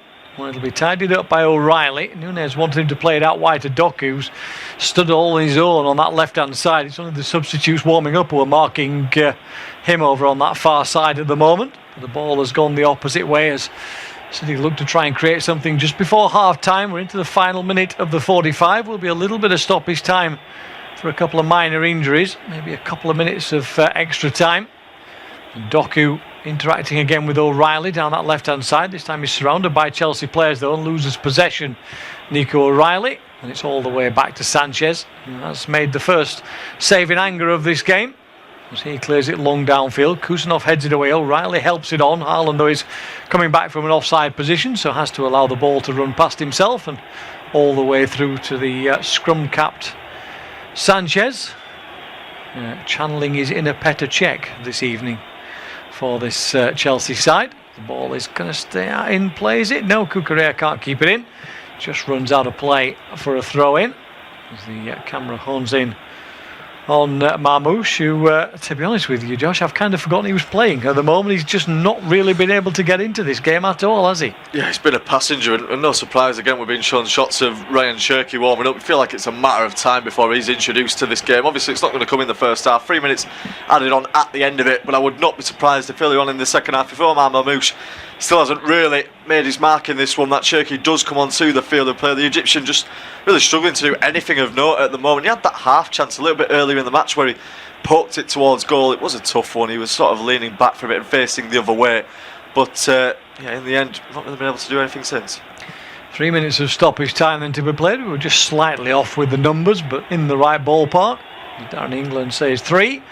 And we're already 30 seconds or so into that stoppage time as the ball is back with Bernardo Silva. He's quickly closed down though as João Pedro has picked his pocket, drives down towards the area. João Pedro blocked off inside the penalty. It looks shoulder to shoulder. I don't think there's going to be any penalty for that. Darren England seems to have a pretty good view of it. João Pedro is left on the floor with his hands up, complaining that should have been a penalty, but first impression is shoulder to shoulder. Yeah, I'm agreeing with you there as well, Steve. I think Kusanov is just too strong there for João Pedro. They are going to have a look at it, and we'll see a replay now. João Pedro has still got his arms outstretched, but yeah, breaks into the box. I think Kusanov just gets there across him, and it is shoulder to shoulder in the end. I think he's just stronger, he's quicker as well as Kusanov. Good defending from him. Callum McFarlane incensed about it with the fourth official, and I don't think a penalty is going to be given for that one. No, I don't really see that as a penalty. He does step across, that's what the question is, but it's shoulder to shoulder. Defender's got every right to have his body in there for me, no problems with that, and the VAR check is brief. No real complaints from the Chelsea players. João Pedro was sort of looking at everybody but nobody else really. As you say, there was a bit of a reaction from Callum McFarlane, but I think having seen a replay, I think even he's sort of settled down. Sam Barrett saying that there was no foul. Obviously he's in communication and can hear what the VAR officials and Darren England are saying, so we'll be able to get the message across that that's what's been seen. And play continues with Chelsea in possession inside the City half. Forward they come with Enzo Fernandez. He's heading down towards the corner flag at the moment due to a lack of players around him, as Chelsea are saying, OK, I think we'll declare it 0-0 in this first half. They're not really going to get players driving forward in the latter stages of this half, as Fofana pushed it out on that right-hand side. It comes back to Palmer, and it's trending ground stuff at the moment from Chelsea as we are into the final few seconds of the first half. Might be a few extra ones for the VAR check, but not too long. Here Chelsea again being forced back towards their own goalkeeper. Reece James plays a long ball downfield in the end, looking for Gusto over on that right hand side, but plenty of City defenders back, and it's cleared away by Bernardo Silva up towards the halfway line. Colwell steps in and does well, finds James out wide for Gusto again. Good ball into the channel for James, thinks about a first time cross, then checks, comes back square. Poor ball from him though, straight back to Doku, who's helping out his defenders, and then there will be a drop ball here because the ball has hit Darren England, and in fact it doesn't need to because the clock has run out on this first half. The only real clear-cut chance for Erling Haaland, a shot from the angle that was well saved by Sanchez with the block at his near post, and we're still waiting for this one to catch light. So far at half-time it is Manchester City 0, Chelsea 0.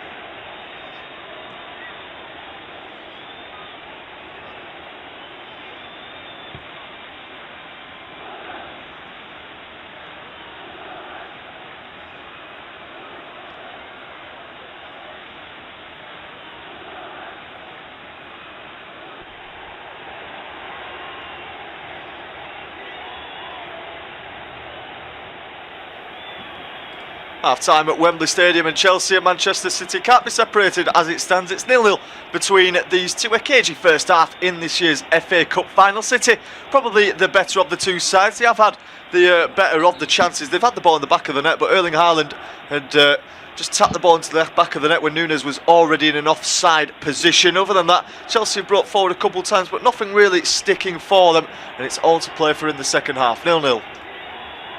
Half time at Wembley Stadium, and Chelsea and Manchester City can't be separated as it stands. It's 0-0 between these two. A cagey first half in this year's FA Cup final. City probably the better of the two sides. They have had the better of the chances. They've had the ball in the back of the net, but Erling Haaland had just tapped the ball into the back of the net when Nunes was already in an offside position. Other than that, Chelsea brought forward a couple of times, but nothing really sticking for them, and it's all to play for in the second half. 0-0. Half time at Wembley Stadium, and Chelsea and Manchester City can't be separated as it stands. It's 0-0 between these two. A cagey first half in this year's FA Cup final. City probably the better of the two sides. They have had the better of the chances. They've had the ball in the back of the net, but Erling Haaland had just tapped the ball into the back of the net when Nunes was already in an offside position. Other than that, Chelsea brought forward a couple of times, but nothing really sticking for them, and it's all to play for in the second half. 0-0. Half-time at Wembley Stadium, and Chelsea and Manchester City can't be separated. As it stands, it's 0-0 between these two. A cagey first half in this year's FA Cup final. City probably the better of the two sides. They have had the better of the chances. They've had the ball in the back of the net, but Erling Haaland had just tapped the ball into the back of the net when Nunes was already in an offside position. Other than that, Chelsea brought forward a couple of times, but nothing really sticking for them, and it's all to play for in the second half. 0-0. Half-time at Wembley Stadium, and Chelsea and Manchester City can't be separated. As it stands, it's 0-0 between these two. A cagey first half in this year's FA Cup final. City probably the better of the two sides. They have had the better of the chances. They've had the ball in the back of the net, but Erling Haaland had just tapped the ball into the back of the net when Nunes was already in an offside position. Other than that, Chelsea brought forward a couple of times, but nothing really sticking for them, and it's all to play for in the second half. 0-0. Half-time at Wembley Stadium, and Chelsea and Manchester City can't be separated. As it stands, it's 0-0 between these two. A cagey first half in this year's FA Cup final. City probably the better of the two sides. They have had the better of the chances. They've had the ball in the back of the net, but Erling Haaland had just tapped the ball into the back of the net when Nunes was already in an offside position. Other than that, Chelsea brought forward a couple of times, but nothing really sticking for them, and it's all to play for in the second half. 0-0. Half-time at Wembley Stadium, and Chelsea and Manchester City can't be separated. As it stands, it's 0-0 between these two. A cagey first half in this year's FA Cup final. City probably the better of the two sides. They have had the better of the chances. They've had the ball in the back of the net, but Erling Haaland had just tapped the ball into the back of the net when Nunes was already in an offside position. Other than that, Chelsea brought forward a couple of times, but nothing really sticking for them, and it's all to play for in the second half. 0-0. Half-time at Wembley Stadium, and Chelsea and Manchester City can't be separated. As it stands, it's 0-0 between these two. A cagey first half in this year's FA Cup final. City probably the better of the two sides. They have had the better of the chances. They've had the ball in the back of the net, but Erling Haaland had just tapped the ball into the back of the net when Nunes was already in an offside position. Other than that, Chelsea brought forward a couple of times, but nothing really sticking for them, and it's all to play for in the second half. 0-0. Half-time at Wembley Stadium, and Chelsea and Manchester City can't be separated. As it stands, it's 0-0 between these two. A cagey first half in this year's FA Cup final. City probably the better of the two sides. They have had the better of the chances. They've had the ball in the back of the net, but Erling Haaland had just tapped the ball into the back of the net when Nunes was already in an offside position. Other than that, Chelsea brought forward a couple of times, but nothing really sticking for them, and it's all to play for in the second half. 0-0. Half-time at Wembley Stadium, and Chelsea and Manchester City can't be separated. As it stands, it's 0-0 between these two. A cagey first half in this year's FA Cup final. City probably the better of the two sides. They have had the better of the chances. They've had the ball in the back of the net, but Erling Haaland had just tapped the ball into the back of the net when Nunes was already in an offside position. Other than that, Chelsea brought forward a couple of times, but nothing really sticking for them, and it's all to play for in the second half. 0-0.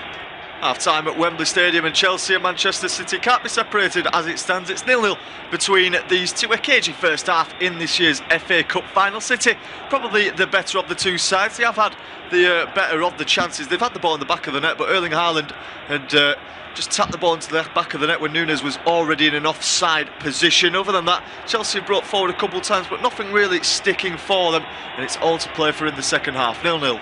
Half-time at Wembley Stadium, and Chelsea and Manchester City can't be separated. As it stands, it's 0-0 between these two. A cagey first half in this year's FA Cup final. City probably the better of the two sides. They have had the better of the chances. They've had the ball in the back of the net, but Erling Haaland had just tapped the ball into the back of the net when Nunes was already in an offside position. Other than that, Chelsea brought forward a couple of times, but nothing really sticking for them, and it's all to play for in the second half. 0-0.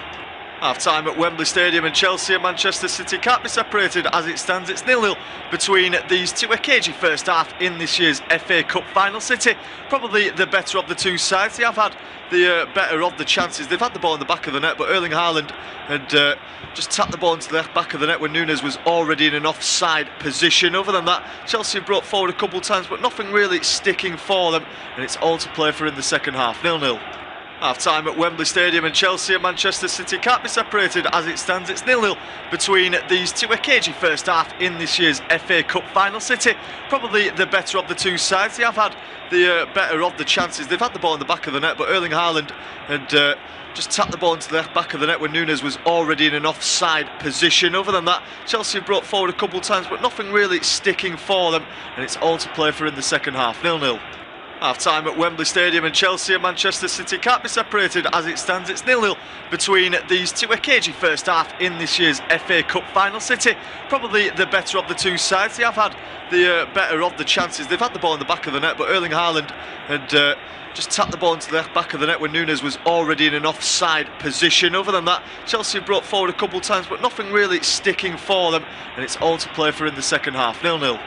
Half-time at Wembley Stadium, and Chelsea and Manchester City can't be separated. As it stands, it's 0-0 between these two. A cagey first half in this year's FA Cup final. City probably the better of the two sides. They have had the better of the chances. They've had the ball in the back of the net, but Erling Haaland had just tapped the ball into the back of the net when Nunes was already in an offside position. Other than that, Chelsea brought forward a couple of times, but nothing really sticking for them, and it's all to play for in the second half. 0-0.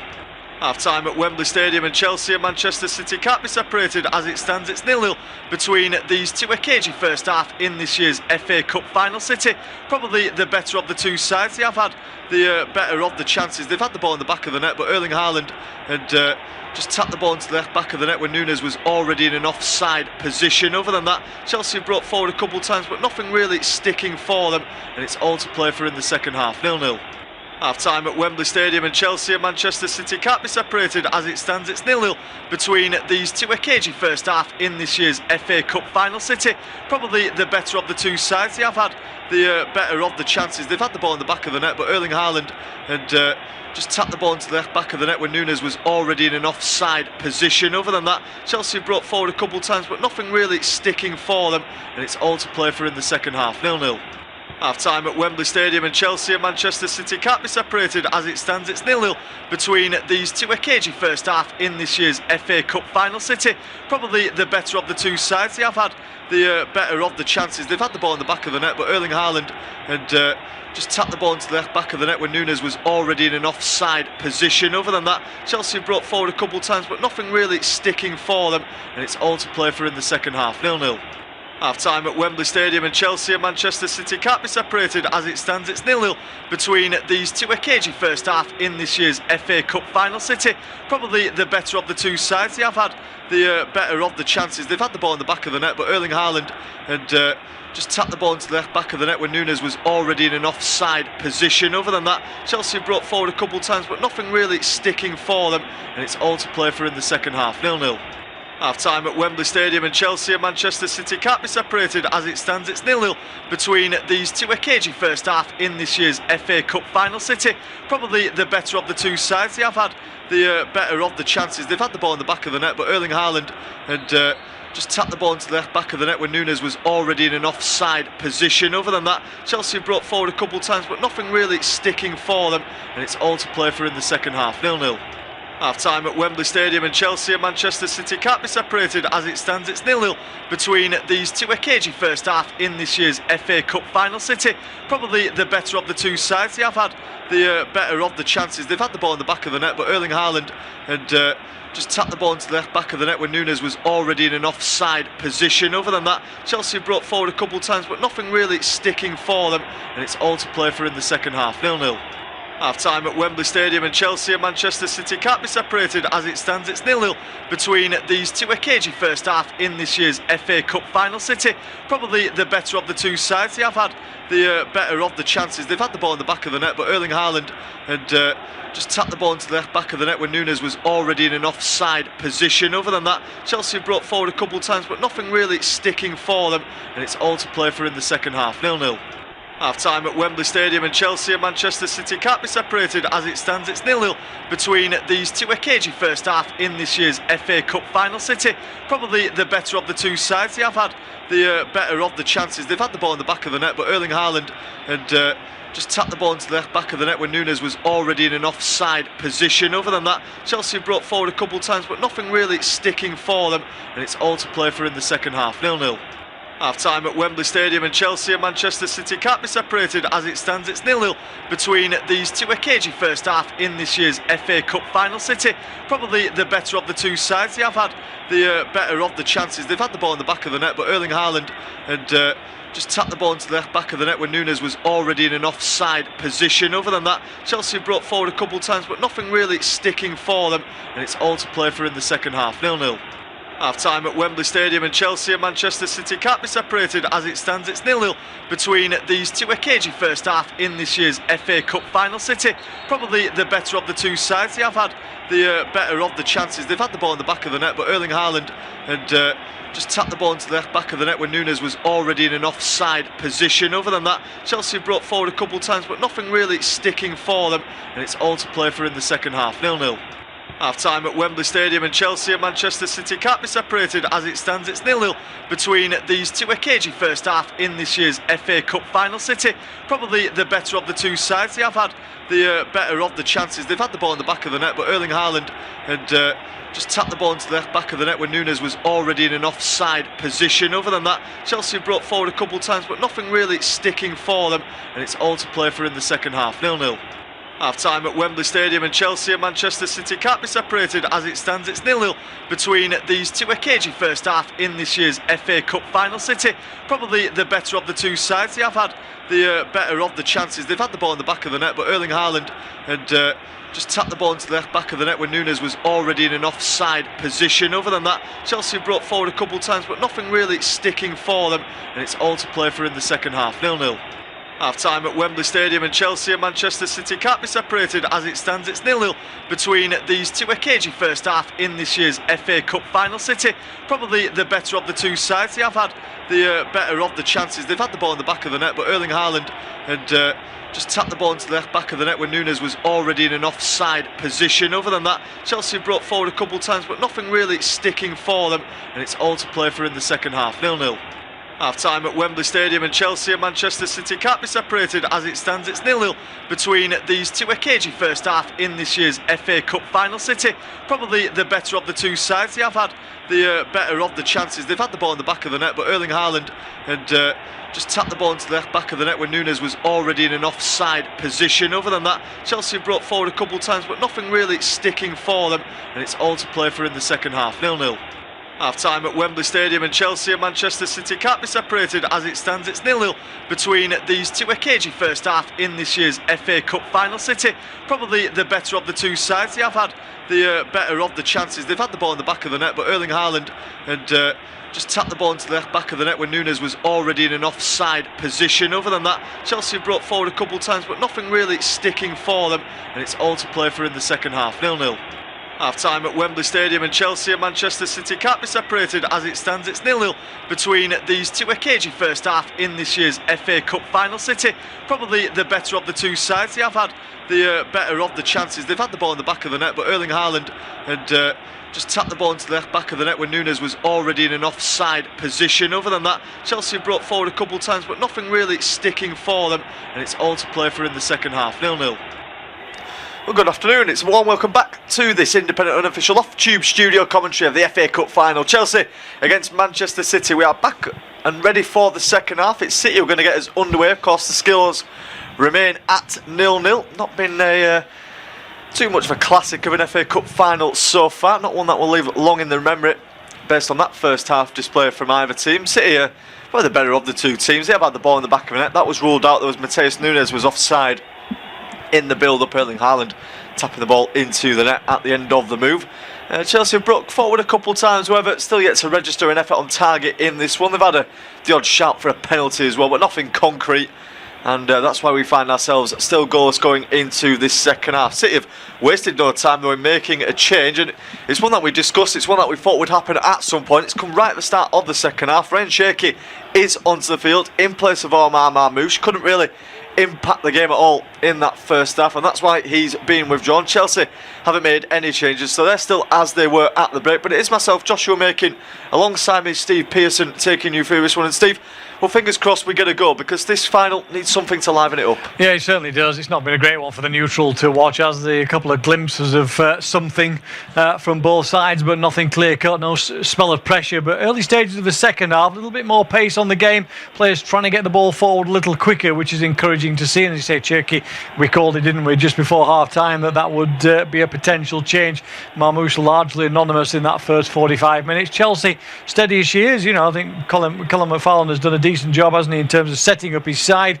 Does what he does. These are players who can play at the highest level and tend to turn it on when it's a big game, certainly towards the end of the season, with the Premier League position disappearing a little into a hole. So, they've got everything to play for. Yeah, it might be a chance now for City as well. Doku's found Cherky, who's then found O'Reilly just inside the box, chips it over to far post, and Semenyo arriving, and he wins the header as well. It's just over the bar in the end. Antoine Semenyo looked lively in the first half. He had a couple of chances. That's his best one so far, and just couldn't quite direct his header downwards. Yeah, it looked like Semenyo was buffering there for a moment, didn't he? Because he just stopped. The little blue wheel appeared on the screen there in front of Semenyo, because he lifted himself up in the air and he hung and hung and hung as long as he could. But by the time he heads it, he's just getting challenged, and he's on his way down as well, which means he's struggling to control that header.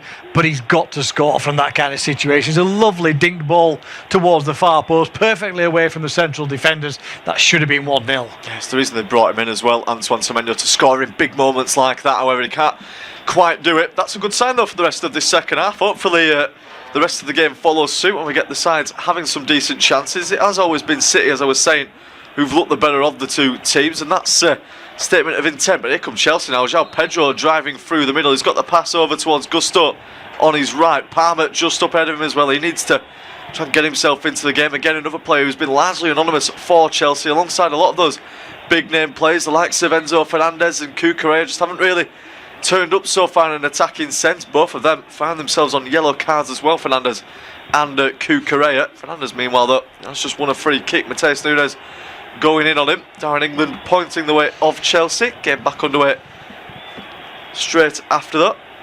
Now across to Fofana. It will go back towards the goalkeeper again for Chelsea. They do that all the time with these sort of set pieces.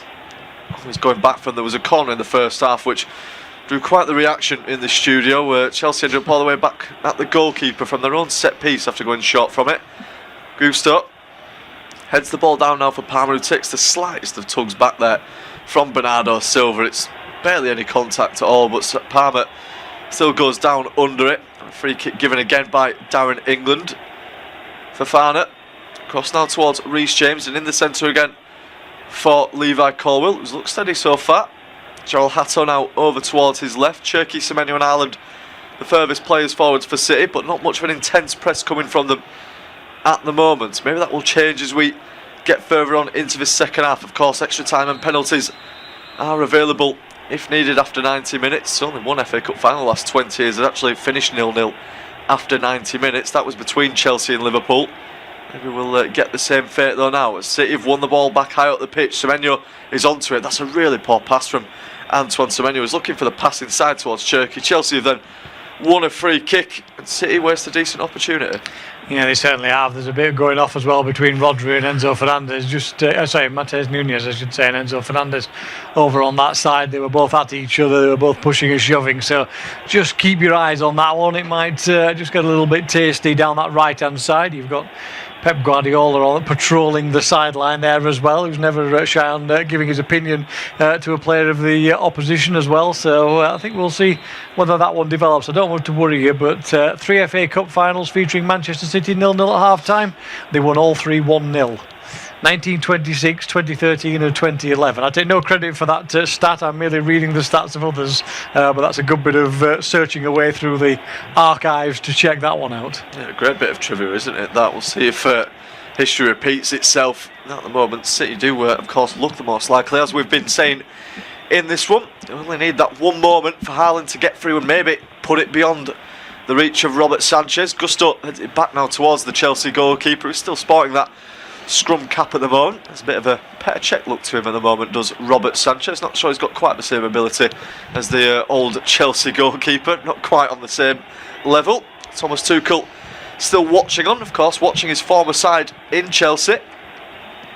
Mainly his job today though will be to scout out those England players and see how they're getting on. Colwill though has lost the ball. He's been bundled over by Semenyo. That's going to be a free kick there for Chelsea. Not sure, it didn't look like too much contact. Colwill went down in his own box regardless. We'll see the replay of it now. Semenyo, let's sort of go through the back. Yeah, it's a foul. Yeah, there was a bit of an elbow. We couldn't quite see from the initial angle, but Darren England was indicating there was an arm. And Yeah, there was a little bit of contact. It's not massive amounts, but again, any player is going to fall to the ground. Now we were into NBA play in terms of this. If I've seen more contact in the NBA playoffs I've seen around the paint so far this season. At the moment, every time there's contact from a player who's running, he just hits the floor. I'm finding it a little frustrating, I've got to say, particularly this season. I think there's been far too much of that in the Premier League. If there's contact to knock you down, fine. If you're running at pace, fine. But if you're just jogging along and you get an arm on your back, you don't get pushed to the floor with that. Really good pressing a moment ago from Ryan Sk. Forced Sanchez to just clear it out for a throwing, and City now attacking as a result of it. It's Doku who's in line with the 18-yard box, passes it back now towards Matt Gay. Again out for Rodri. Moved out wide again to Doku. Can he go on one of those runs that he loves? He's trying to get round Palmer. He's beating him as well. He's now up towards Gusto. Still going is Jeremy Doku. Stops inside. Wants a free kick. Palmer, the man who's challenged him, seems pretty certain about the referee. Jeremy Doku has his arms outstretched, but Darren England not giving the free kick the way of Manchester City. No, I mean, it's difficult to see. The angle that we're looking at from the TV pictures is not clear at all. So Darren England had a good view of it, immediately waved it away in terms of the contact. I think he was outside the box anyway, so it was only a free kick. We're not talking penalties here, so I don't think there's anything VAR will get involved in as Chelsea come forward. Yeah, it's João Pedro as well towards Palmer. First maybe attack now of the half for Chelsea. We're 7.5 minutes of the way through. It's still goalless at Wembley Stadium. Caicedo pokes it through for Palmer. Nice turn away as well from Gay. That's better from Cole Palmer. He digs it out towards Gusto. First time ball's going to come in. It's low and flat, and that's nothing on it really. Poor that from Malu Gusto. Felt like Chelsea had a bit of zip about their attack, and yeah, it's just wasted. Yeah, the problem was that the zip was great, but there was nobody then in the middle to actually aim at. You got two players to aim at, and they were both beyond the far post there, Gusto. So if you're going to put a ball in, you can't knock it across the floor because there were a wall of light blue shirts in front of him, easy to clear it away, and that's been a little bit of a frustration from Chelsea. Poor decision making, I think, in terms of the crosses into the box quite frequently in this game. They've got themselves into some decent positions, but haven't really been able to put that killer ball across the box so far. Oh, mistake from Trafford. That looks like it's run out of play as he tries to keep it in play and give himself some more space. Runs out of real estate, straight out for a corner. Yeah, it just looks way too nonchalant there on the ball, James Trafford. He let it run across him, and then he just finally realises at the last moment that he's let it run beyond him, and he's right next to the byline. It's not great from him there. Of course, wants to make the statement that he should be Manchester City's starting goalkeeper. Moments like that are not going to help him getting ahead of Gigi Donnarumma. So Chelsea have got themselves their first corner of the second half. It's going to be Reece James to swing this in. It's going to be the outswinger from Chelsea. Palmer standing next to him as well. And up goes the arm from Reece James. A bit of pushing and shoving, but the 6-yard box is congested. And it comes from James. Good delivery. Trafford gets the punch. Headed in back by Caicedo. Rodri. It's not quite off the line, but it is in a dangerous area. Caicedo has then fouled Ryan Sk as he tried to bring the ball clear for Man City. Well, Rodri using his experience there, right in the right place, just to head that one away from Caicedo, who gets a good bit of power on it. There was Colwill lurking behind as well, but ultimately it's away from harm's way. Yeah, he's good defending, as you say. He goes out for the punch, the goalkeeper, and Rodri, good defending, just comes in behind him, makes sure that he's got cover in for his goalkeeper, because it was Haaland who actually headed it away, quite rightly as well. I mean, Haaland was there, simple header. Trafford taking a gamble that didn't need to be taken on that occasion, but in the end, it's good play from Rodri. I think Trafford gets back anyway to get to that ball. I don't think it's in danger of nestling into the back of the net because the header is somewhat looped back towards goal. But Trafford just having one or two wobbly moments, and you kind of get the thing from a goalkeeping point of view. You make that mistake, you want them to put it right, and you can then make that poor choice sometimes when you come for a ball that you shouldn't really be needing to be involved with. Sanchez goes long with the kick out. There was a problem a moment ago for Cole Palmer. He was on the receiving end of a challenge from Jeremy Doku. He actually got the ball, it just followed through and caught Palmer. He's back up to his feet though, and doesn't need any sort of treatment. We're over 10 minutes of the way now through this second half at Wembley in the FA Cup final. It still goes between Man City and Chelsea. Has Kukre been fouled there by Kusanov? I believe he has. The Uzbek international, can't quite believe that. I think a yellow card is slightly harsh from Darren England as well. I don't think there was too much in it from Kusanov. Kukurea had sprinted forward, but Kusanov becomes City's first player to be booked. Yeah, I was just trying to work out whether Núñez actually had caught him on the back of the heels as well, but I'm not sure he did. I don't think that's a yellow card. I think that's a poor choice there from Darren England. No need to get involved. Kukurea is going out towards the corner flag. He's not coming back in towards the penalty area, even though he's in the attacking third of the field. So, yeah, I'm fine with the free kick, but I think the yellow card is a little harsh. Yeah, it's going to be a free kick though for Chelsea, as we were saying. It's in a dangerous position. Reece James can swing this one in. Levi Colwill, Wesley Fofana and Maluk Gusto, João Pedro are all in deep conversation inside the box about the way they want to attack this one. The in-swinger from Reece James. Chelsea haven't been good so far on set pieces. Can that change now? Of course, City is so good in the air. The likes of Gay, Kusanov back, Rodri as well, who can defend this one for them. Pedro just lurking beyond the line for the time being, but it is going to be James standing over it, the Chelsea skipper for this afternoon. And it comes from James towards the centre of the box, headed away, but out towards Caicedo. Was he fouled there by Jeremy Doku? I don't think he was. They picked it up still with Hato. Nice work to find Fernandes. He tries to swing it in. Chelsea want a handball this time. 2 shouts for a penalty. Again, I'm not convinced about that one. Darren England's going to send them all away. It's the reaction again from the Chelsea players just a bit over the top. They're not going to get the decision that they want. I imagine they'll have a look, but didn't look anything in that initially. No, I think he does the arm of O'Reilly, but yeah, he's got his hands tucked into the side of his body. There's no penalty there for me. There's no problem with that. He just turns away and it catches the back of his elbow as he's turning. But as I say, his body, his arm rather, is tucked in right next to his body. No attempt to make himself bigger, and quite rightly, just a corner kick. Yeah, literally can't do anything more in that situation there. Nico O'Reilly, Enzo Fernandez though trying to G up those Chelsea supporters. Of course, they're now attacking that end where all their fans are placed. It's the same end they were placed as well for that semi-final victory against Leeds. It was just 1-0 in that game. Enzo Fernandez, the goal scorer, early in the first half, and then they grinded it out, made it frustrating for Leeds. There's Reece James on now with this corner. It's towards the near post. Pedro attacks it, but it's cleared by Núñez. Back towards James, cross towards the far post. It's a good one, and there's Fofana arriving. Of all people, it's going to go out behind in the end for a goal kick, but the Frenchman for a moment just peeled off the defender. It was always tough. He had to jump quite high up in the air, but that's better from Chelsea. Yeah, it certainly was. Lovely whipped ball in towards that far post again. James just with that little bit of space, didn't he, that time? And we said before, didn't we, about trying to get it away from those central areas, look for that long ball, because people aren't really attacking the near post from a Chelsea point of view. I don't understand why, because that seems to be a good option to them to pull players across the front of people like Gay and Kusanov, but at the moment they seem to be spreading out wide, so it's got to be the long ball into the box. But it's difficult then if City have got so many bodies in the penalty area. O'Reilly now bringing it forward for Manchester City, inside towards Jeremy Doku, all the way back though with that back line for City. Gay cross towards Kusanov. Pedro's going to want to maybe lead the press, but now it's Núñez can bring it forward.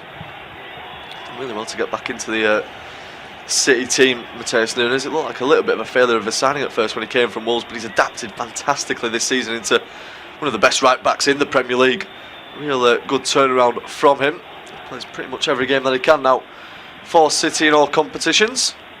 Kusanov finding Núñez. Fernandes leading the press, but he's found Semenyo. Strong challenge comes in from Hato. Another one does, but he's unfortunate there. And Silva now comes away with it in his last FA Cup final, of course, for Man City. Hato. Caicedo around the corner for Reece James. Darren England almost in the way of it, but James continues, tries to fire a ball through that back line. Matt Gay alert to it though, and just blocks off his England teammate. So it's going to be a throw-in though. There's a heavy clearance from Gate. Gusto taking it quickly towards Fofana. Still get the feeling this game is still crying out for a goal. The second half has, I guess, been a little bit better than the first. It's had some sort of intensity to it, but still not too much for either goalkeeper to be doing at the moment in terms of making saves. Fofana's got to be careful though. He's just about kept it in under pressure from Doku. He's fouled as well. Just gets too much on his man there. Frustration for Jeremy Doku. Pep Guardiola is back on his feet now. Looks like they're readying a change.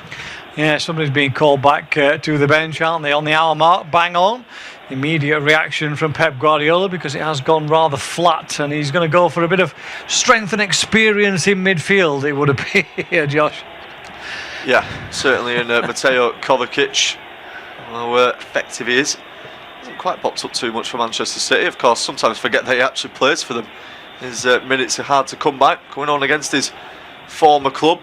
Gay hooks it round. Haaland will try and then thread it through for Jeremy Doku, but it's too much on it. Kovacic there just getting G'd up by the other players on the City bench. A serial winner, of course, throughout his career. Especially with Man City, Chelsea as well. Won the Champions League with them. Kolo Touré giving him his final instructions, but Chelsea have got the game back underway. Not sure how they're going to make much of a highlight reel out of this one, to be honest, so far. It's been fairly limited on the attacking end of the field before Hato goes long. That's exactly what I was just saying. An aimless ball forward and easy for Trafford to collect. Yeah, absolutely. It was far too far again, and little spell of possession when Chelsea looked to be drifting towards being on top in this half, and then it's you get a couple of situations where they give the ball away far too cheaply, and all that kind of momentum disappears, and that's been the case of the game. Early on it was Manchester City who had quite a decent spell of possession, but couldn't really create chances. But you don't feel like it's a seesawing game at the moment. It's just bogged down in midfield, and it's just slightly twisting towards either side in the breeze, rather than something that is really giving a meaning to that part of a game. Yeah, it's on a knife edge, isn't it? You get the feeling that this is not going to be many more than just one goal scored in this one. One goal will probably win it. Might be a moment of madness or a moment of brilliance from either of these two sides. Hopefully it comes soon, because we need something to get this game to burst into life, as it's not just been played in the midfield as James now goes over the top. That's a decent looking ball for Gusto, and in the end Kusanov and O'Reilly too strong for him, and it goes all the way through towards James Trafford, again making an appearance at Wembley, starting in that Carabao Cup final against Arsenal where City were victorious and won the first major trophy of the season. He's chirking out, not been heavily involved really in this second half. Finally gets on the ball though and plays in Doku down the left wing. Cherky wants it inside, gets it as well, turns away from Cole Palmer, left footed ball across the face of the penalty. I have no idea what he's trying with that one, maybe trying to pick out some any, but it's Cucurella who brings it forward, lays it off for João Pedro. Mateo Kovacic is still ready to come on. Pedro turns away nicely and he's got the better of Nunes. João Pedro brilliant running from the Brazilian. He's still up towards the edge of the area. Nunes recovers though at the last second, gets in front of Pedro. Clearance downfield will be picked up as well by Jarrell Hato. Now for Fofana. Colwill. Rodri looking like the man who might be replaced for Mateo Kovacic for the like-for-like swap. Yeah, it's just a fresh legs kind of scenario, isn't it, really? And a bit of, as you say, experience and nous in that middle of the field, because at the moment, you'd kind of feel Chelsea are on top. They're just sharing the possession in this second half by about 10%. Looking comfortable in that sense, which is, or sometimes an uncomfortable situation for Chelsea to be in this kind of scenario. So, there's always a worry there that might lead to errors. But at the moment, Chelsea looking the more likely, actually. Yeah, this is a good attack. Cucurella's played it in for Hato, but he's just made his run a little bit too early. He's offside in the end. The linesman on this near side, once again, alert to that one. You are right, though. I think Chelsea are on top at this point. You mentioned they've already had the most possession in this second half. The game plan seems to be working for the time being, and that's why Pep Guardiola is once again looking towards his substitutes. Is going to be Rodri as well, who comes off for Kovacic. He's capable of popping up with the odd screamer as well, Kovacic, if needed. That seems like what might be needed in this game as well to break the deadlock. Kovacic coming on, Rodri receiving the acclaim from all those City supporters, so popular in the blue side of Manchester. Kovacic comes on for the remainder of this game. We're about 65 minutes of the way through at Wembley Stadium. Still goalless between Chelsea and Manchester City. Game back underway though now as Kuwait wipes it up away from Cole Palmer. Poor ball down the line and Gusto easily steps across of Doku. Colwill now in the centre of the box, threads it through. Fernandes just gets out of Semenyo. Now Caicedo, nice burst of acceleration, takes him away from Erling Haaland and Kovacic finds Palmer as well. This is better for Chelsea. Gusto, good ball into the box. Pedro's gone down inside the area. Chelsea want another penalty. Darren England once again waves it away. Was João Pedro looking for that one again? Yeah, you can't really see from the angle. He was just appearing on our screen. There is some contact between him and Kusanov, but I'm not sure. It just ends up with João Pedro off balance. Looks like two players battling for space inside the penalty area rather than anything else. And I think if there has been a VAR check, it may well be a quick one. I'm sure they've had a look at it, but We've not seen a proper replay yet that gives us a real view. We saw the end of the incident, but my viewpoint there is probably that it's just, as I said, battling for position on the edge of the box. Yeah, good strength there from Ryan Cherky, by the way. Rhys James was trying to foul him and haul him down, but the referee has played advantage. Cherky now towards Semenyo. A slow attack is the order of the day again for City, but Semenyo's driving up towards the edge of the box. He finds Cherky on the edge of the area now. Can they get that effort away? Cherky, heavy pass out, but it's still kept in by Doku. Now across towards Mark Gay. He's going to chip it into the air. There's the run being made by Silver in behind. It's cleared away. Cherky cries a scorpion kick. City are going to keep it though. It's now Doku once more. There's two players in front of him though. Doku across the face of goal. Decent looking ball. Fofana turns it behind. Another corner for City. Yeah, it's well dealt with by Fofana, hasn't it? Because Doku, we've not seen him for about 20 minutes getting involved in the scenario. Let's have a little look again. No, there's no penalty looking at that. It's, in fact, if anything, it's João Pedro pushing off Kusanov, who then, they get a little bit tangled up. But actually, the first foul is probably by the Chelsea man as he comes into the area. So I've no issue with that at all. It's quite rightly waved away. But Doku, he's been a quiet sort of presence first half, had a lot of possession of the ball, caused problems without actually finding the killer pass, as we mentioned in that first half. But second half, they've kept him a little quieter. But I think a lot of that is actually stopping the supply line to him in those central areas. Yeah, done a good job of marking him out of the game so far, but it's now City's third corner of the game. Chelsea have had 4. Gay's gone down in the box there after a little bit of a push. It's not enough to give a penalty. It's just a few handbags in the penalty area that Darren England is going to go across to sort out. He has a word with Kai Sado. He's fairly bemused that Darren England is talking to him about it. Just gives him the warning though. And it is now going to be this corner to come in. Cherky's had to wait a bit of a time to take this one. Cherky takes it short again. Steve won't be happy about that. Doku now back towards Cherky. Ball will come in towards the far post. Gaze up there, hooks it back across goal as well. It's ultimately though into the hands of Sanchez. Well, they tried the short corner. Don't mind it when it's like that, when they finally do deliver the cross in, but ultimately Sanchez not really troubled by it. Yeah, at least you've got to get the ball in, although the pass was overhit, wasn't it, on that occasion? I mean, Gay did really well to get a toe end on it and push it back in towards the penalty area, but it's not really the kind of ball you want if you're going to be aiming something for Gay. You wanted to be attacking it at full pace and be able to go up and challenge the defender. So disappointing again, as you say. All right, I'm happy with changing the angle, but get the ball in and make it a decent one. Gay now across towards Mateus Nunes. Semenyo over on the touchline, wants to start this run off from deep, and he does so as well. He finally turns the afterburners on. It's a good sliding tackle though from Mark Cucurella. It's out for another corner for City, this time over on that far side. With that though, we have hit the halfway point of this second half. It's still cagey and nervy at Wembley Stadium in this FA Cup final. Chelsea 0, Manchester City 0, and with that it's going to be Steve to take us through to full time. Yeah, thanks Josh. Let's bring this FA Cup campaign to an end then, one way or the other, although we may of course drift on past the 90-minute mark, but there's still 20 minutes for somebody to find a winner, plus the extra time that may come on the end of the game, rather than the extra time 30 minutes, as the corner from the right hand side then. Just one player inside the 6-yard box is Haaland. It's into an area where there's only dark blue shirts though, and it's cleared away up towards the halfway line. Nunes has plenty of time to tidy that one up and play it all the way back to his goalkeeper James Trafford, who will take his time. He's nobody really to pass it to other than going long. Has to wait for those in sky blue to make their way back into their own half of the field, and Cherky is the one who gets there. He tries to chip a ball over. He's looking for a run of Haaland, but it's way over the top of the Norwegian, who then calls players forward to try and close down, but Cherky's one who was needed, and he was still coming back from having played that ball through. So there is time and space for Chelsea to get the ball up towards the halfway line as Cole Palmer goes down in the challenge of Kovacic. He's waved to get back to his feet, and then there's a bit of afters with Palmer, who's getting a little bit frustrated. He gives a foul away on the edge of the box, and he's still in the ear of Darren England. He was doing what all good referees doing. He's just totally ignoring him for a minute, and then turns around and goes, "Yeah, I've heard you call, fine. I'm not interested in what you think. Off you go." Free kick to be taken then, just inside his own half of the field by Gay, as Kovacic drops in deep on this occasion. Manchester City lose possession, but the referee says there was a foul by Rhys James. And to be fair, not too much complaints from the Chelsea captain. In fact, there was a foul there. Well, there was probably 3 in the end. Certainly Rhys James was one of them. He was the one that actually brought Kovacic down to the floor.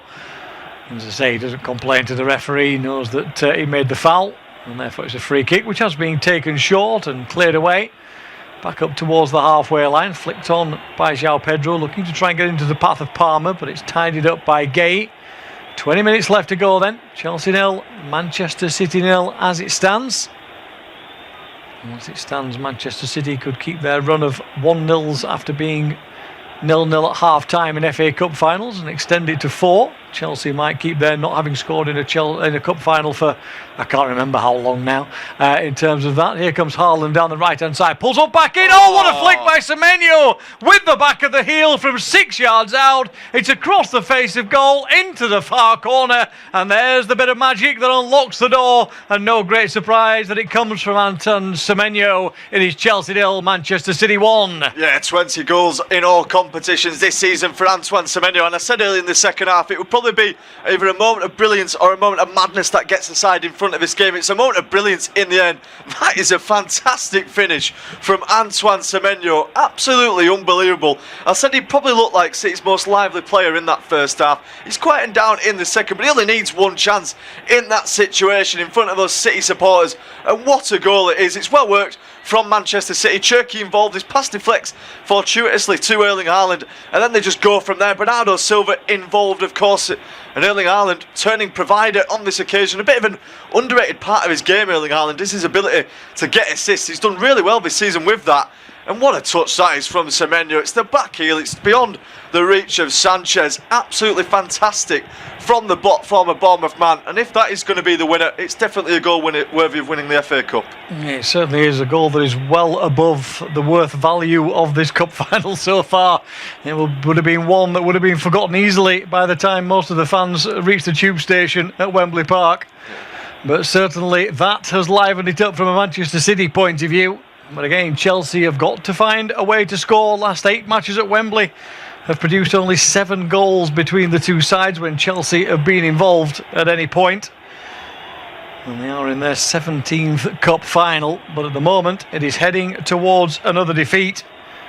Only 1 win in the last 5 games, as we said, in this competition that it came, and other than that, it's been a poor run from Chelsea, but can they too raise themselves and find a bit of magic? There's plenty of time left, still 17 minutes on the clock.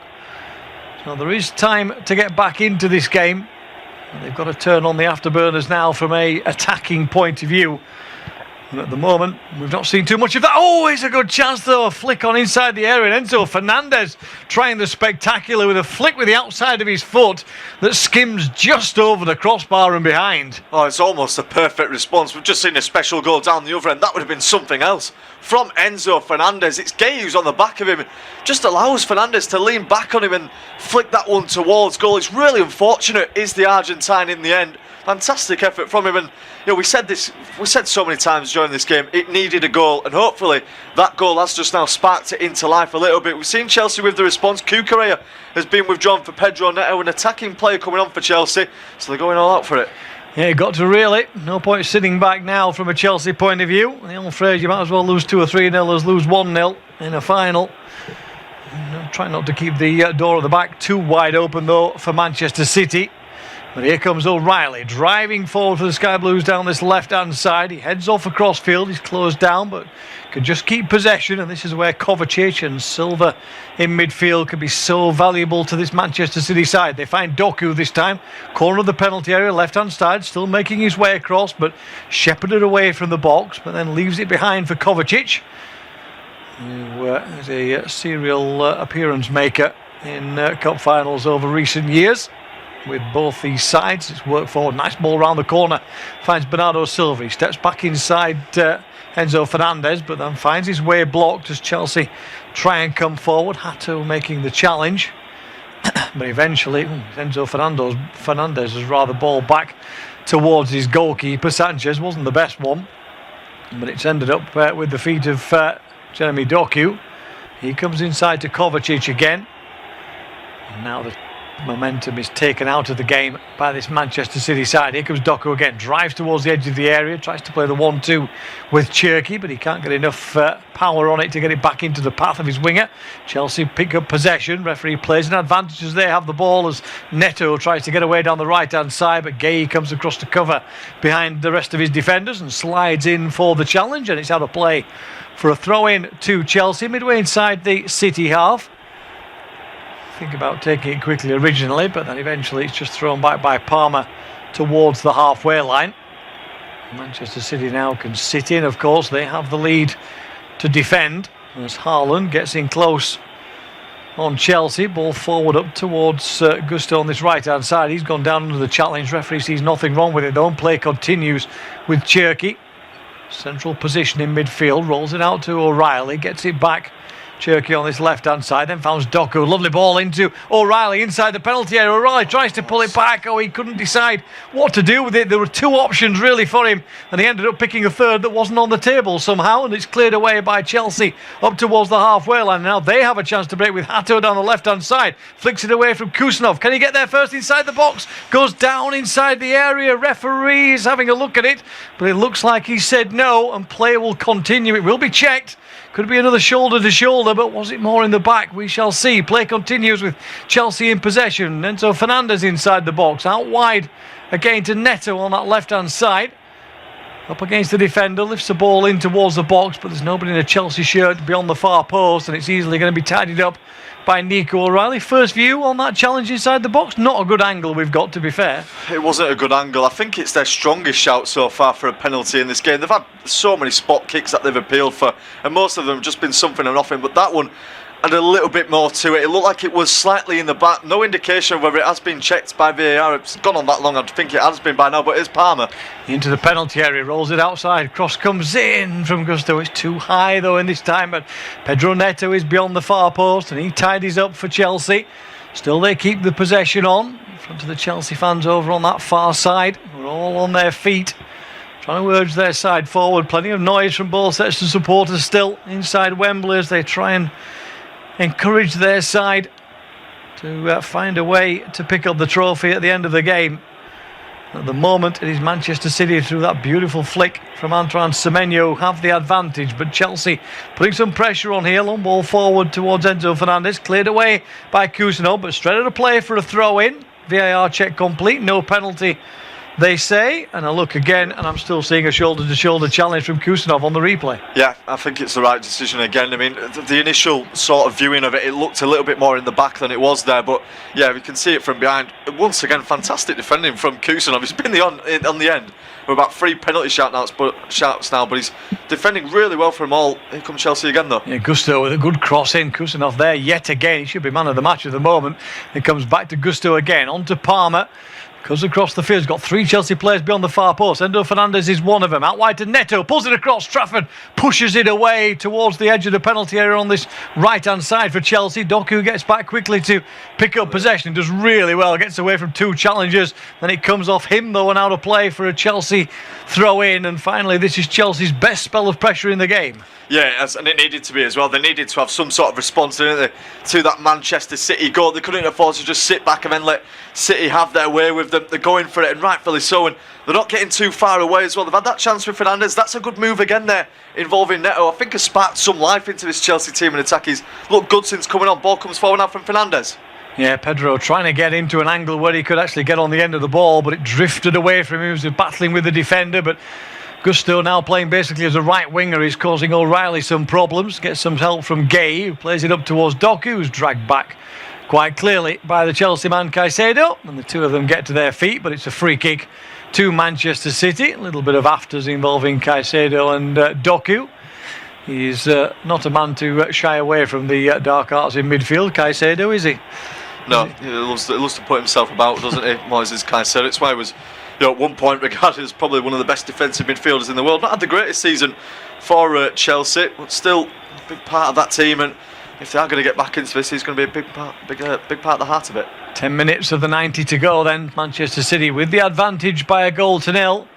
But Chelsea putting the pressure on now as they try and find a way back into this game. No real space though around the penalty area to get clear-cut opportunities so far for Callum McFarlane's side. They've given the ball away here inside their own half as Bernardo Silva picks up possession, drops it to Kovacic, who will drive forward, the former Chelsea man, tries to thread a ball through, looking for Doku, but it's blocked out by Fofana. It'll break away on the halfway line. Gay's got to be careful here as Chelsea try and press, but he tidies up back to James Trafford, who pushed the ball away from goal a few minutes ago and had that one from Enzo Fernandez that flashed just over his bar. But João Pedro has gone down injured here. He was stretching for the ball Maybe a bit of cramp and nothing more, one would hope, for the Chelsea striker. Because they've got to find a way to put James Trafford and his defence under far more pressure at the moment. Yeah, that looks like a cramp scenario for João Pedro. He's trying to stretch out the feet. Not easy to do on your own. You need the play to stop so you can get some help here. I think the referee Darren England is going to stop play just to see. Yeah, he just lost his footing, didn't he, João Pedro, and it seems to have just twinged the cramp muscles. Yeah, he got sent the other way, didn't he, by Mark Gay. It's a really nice touch from the former Crystal Palace defender that takes Pedro out of the game, and then he's sort of sat down needing a bit of cramp treatment now. I'm not surprised as well. He had a bit of an issue, didn't he, with his left thigh earlier on in the match. He was able just to sort of stretch it off in the end and continue. He's been able to play as normal since then, so maybe that's just aggravated it a little bit. It's been a good effort from João Pedro. He's not stopped running throughout the course of this match. Not really had too much service to go off of as well. Still hard working as he always is though. Pep Guardiola taking the time to get a few words to his players though, particularly a few with Ryan Cherki. Just seeing the replay of that goal as well. I mean, it gets better every time you watch that from Semenyo. Yeah, it's a little bit of class, isn't it? It's been a dull FA Cup final overall, it's got to be said. Not been a classic. But that is a classic cup final goal. Nice work from Haaland as well, actually, to pull the ball back across from that right-hand side. And Semenyo just takes the gamble sometimes, doesn't he? Just tries something a little bit different. And Chelsea are going to bring on another striker. Delap makes his way onto the field. Reece James is the one sacrificed. I don't necessarily fitness-wise, but I think I'd like to keep my captain out there if I could from a Chelsea point of view. Yeah, that's a bit of a baffling substitute, isn't it, that? I mean, Liam Delap as well in this situation. I'm not really sure what more he's going to add to this Chelsea team. They've already got the striker on in the form of João Pedro. If they were doing a like-for-like swap, I'd have understood it more. But Reece James as well. You know, you talk about serial winners and big-name players in this Chelsea team. Reece James is absolutely one of those. So I can't really understand that substitute. Maybe it's fitness, of course. He's always got that question over him, hasn't he, Reece James? But yeah, ultimately a chance for Delap to go on and do something special. Yeah, Delap will play as the striker through the middle, and then he's got three behind him now with João Pedro and Palmer on one side then, and Neto on the other. So the two Pedros are up front to assist Delap, who will be the one who's closing down, I suppose. The one thing it does is it gives some fresh legs a little bit to the press. But here come Manchester City as Nico O'Reilly seems to have got away from the offside trap. Can he roll it across looking for Haaland? He can't. It hits the back of a defender's heels and is cleared away only as far as Doku. Rolls it forward for Cherki, turns towards the penalty area, and then is he fouled? No, says the referee. Got the ball on that occasion, Pedro Neto, and Chelsea can clear up towards João Pedro, although his touch is poor. And he's given the ball away to Manchester City, who can wander their way over up towards the corner flag on that right-hand side. We're not quite at that level yet, with 6 minutes of normal time still to go. Here's Cherki into the box, pulled back across. Oh, it's come back off the post. It flicks off Sanchez, rattles the woodwork and spins away. When it looked like it was being pulled back across the penalty area, but I think that's come off the keeper and rattled the bottom of the woodwork. But Manchester City still in possession with Bernardo Silva. Drives past Palmer down that left-hand side into the path of O'Reilly. Slips as he puts the ball into the area. Flag's gone up though for an offside anyway. But Nunez's ball there, I'm sure, hits the goalkeeper, then hits the post. Yeah, we're going to see a perfect replay of it now from behind, and it actually comes off of Caicedo, doesn't it? It was the closest man towards Nunez. Sanchez gets a touch on it as well. You are right. Deflects off a number of players, but there could be a chance now.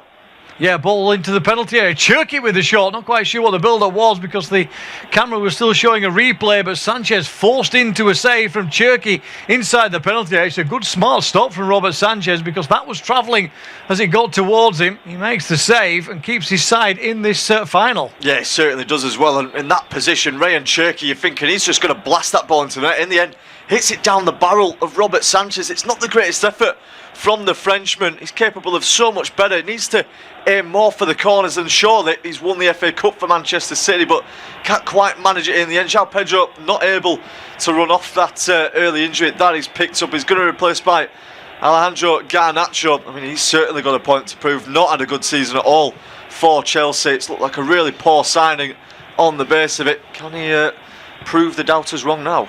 Well, he's got to do a little bit of something, and he's only got 5 minutes plus stoppage time to do it as well. Just have a look down my list, flick off my Garnacho stat for a moment or so. You can wait for that one, you might already know anyway, as the ball is forward looking for Delap, but he pushes into the back of Gay, and it will be a free kick against the Chelsea centre forward, and that gives Manchester City a little bit of breathing space.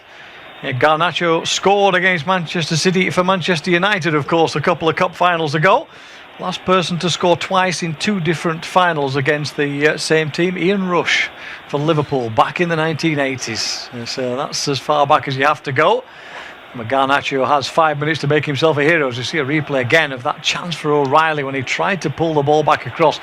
It's good defending from Caicedo, but it's really poor from O'Reilly. Just never found the space, did he? Yeah, he didn't, and you're surprised at that, aren't you? Because Nico O'Reilly in that position is one of the best players in the Premier League. He's so good. I'll break off though. Semenyo's got it now. Yeah, Semenyo I think was offside maybe. No, the flag has stayed down. Ball almost worked its way to Haaland. It's half cleared, but picked up again by City with Núñez on that right-hand side. He's closed down, but obviously they can take the pace out of the attack and just keep possession here, Manchester City. They'll find a bit of space with Bernardo Silva through the middle. He's now surrounded by Chelsea players, but it's training ground stuff now. How long can you keep the ball away from your opponents? And the answer is quite a while, it looks like, for Manchester City. We see the stats on our screen, but attempts on goals, 9 from Manchester City and 4 from Chelsea. Just the 1 on target though from Chelsea so far. Both these sides came into this game having scored 21 goals in the FA Cup and conceded only 3 before today. Just the 1 added to that total so far. Semenyo's effort as City try and find space on the edge of the box, but Chelsea again shut the door. But of course this pressure is ticking the minutes and seconds away from this match. Less than 3 minutes of the 90 to go, plus whatever the referee Darren England decides to add on. There will be a few minutes of that as Semenyo down the right checks back inside. Doku is free on the far side of the penalty area, but instead he plays a simple ball back towards his midfield. And Manchester City are starting to do what Manchester City do best in front, is dominating possession. As the ball is picked up by Doku under pressure from the defender, battles his way away, wins the free kick. And as we say, this is a Guardiola masterclass over the last couple of minutes, isn't it, of how to game manage. Yeah, well, there's a reason why he's the greatest manager of all time, or why he's regarded as that by many. I mean, he's just a master of game management, isn't he? He gets his teams in front, they battle through the storm, and then they're able just to see the games out so easily. They do it better than any other team going Pep Guardiola teams. They're just able to get it into the right areas. The players know what passes to make. It's all about decision making and the mentality as well.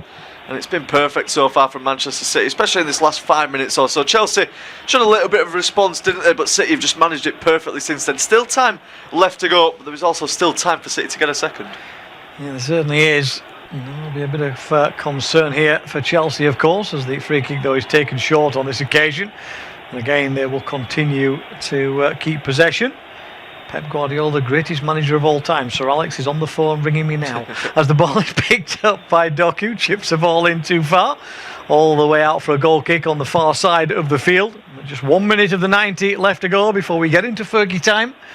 Of stoppage time, whether that will make any difference to Chelsea and how many minutes it will be. We wait. As Guardiola, the camera focuses in on him again on the sideline. Questions as to whether this is his final season at Manchester City. There's always been that question for about the last 5 years, and still he is here. But he could go away with a domestic cup double, of course, if City can hold on to this lead, as Chelsea have to clear the ball away again, and it's picked up straight away, and the chokehold from Manchester City continues to be strong on this Chelsea side. O'Reilly plays it down the line. What a ball that is, looking for Doku, but well defended by Gusto, to be fair to him. Gets across his defenders. Sanchez wants a short ball, but his players are telling him to hoof it downfield up towards Delap. It's headed away by Gay. Drops on the edge of the penalty area. Kusanov is way back in his penalty area before he finally clears it away, and it drops in the end to Bernardo Silva. Chips one up to Haaland, who was coming back from an offside position. Flag has gone up against the Norwegian centre forward, who has the assist but not the goal in this game so far. Hasn't scored in a cup final since 2021 in the DFB Pokal for Dortmund against Leipzig.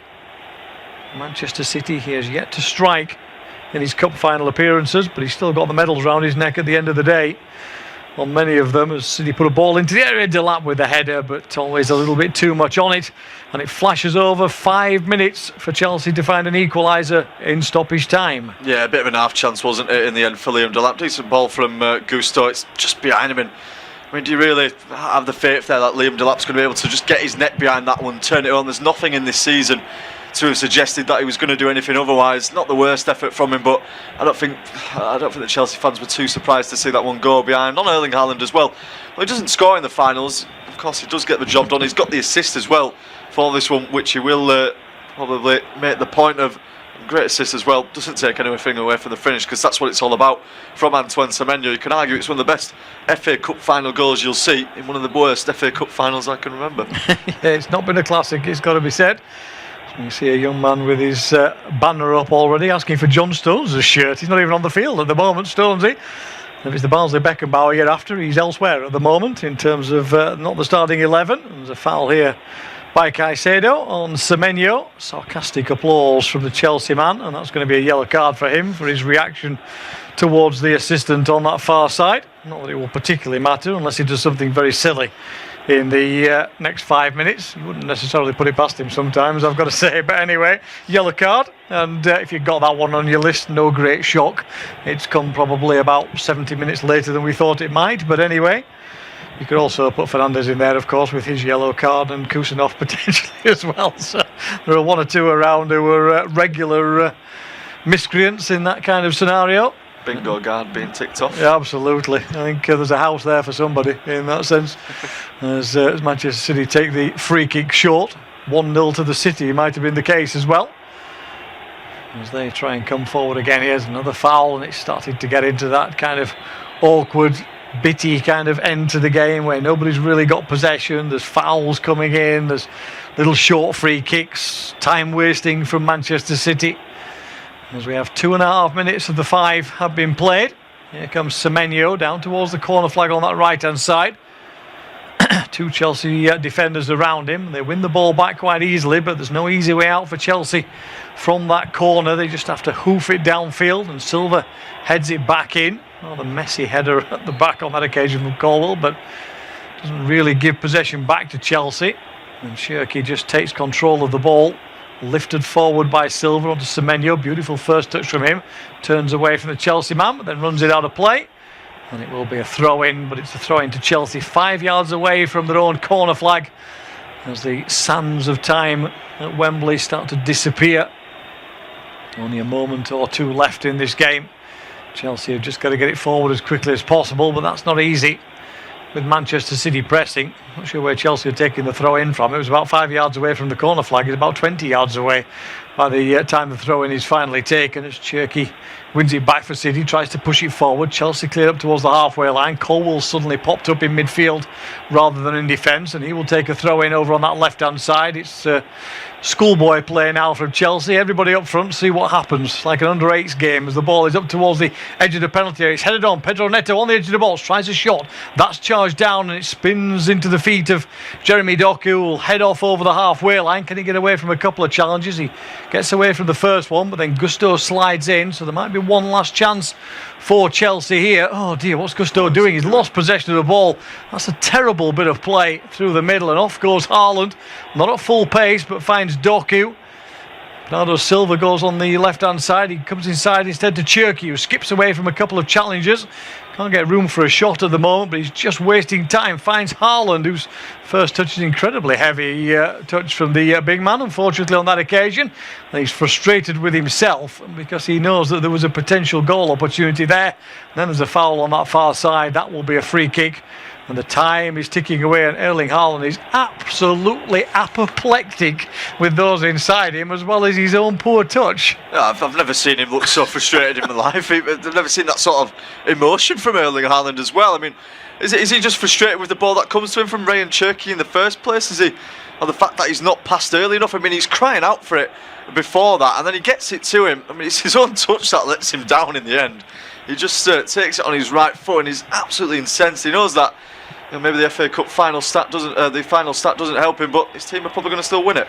Yeah, there's a man who's not scored in a final for 5 years, and he's not going to score in this one either, but he is going to take home a winner's medal because the referee has blown the final whistle. It is Manchester City again who take the victory. Pep Guardiola makes it 20 trophies in 10 years for Manchester City as they get the win. Semenyo's flick, the difference between the two sides. Full time, Manchester City 1, Chelsea 0.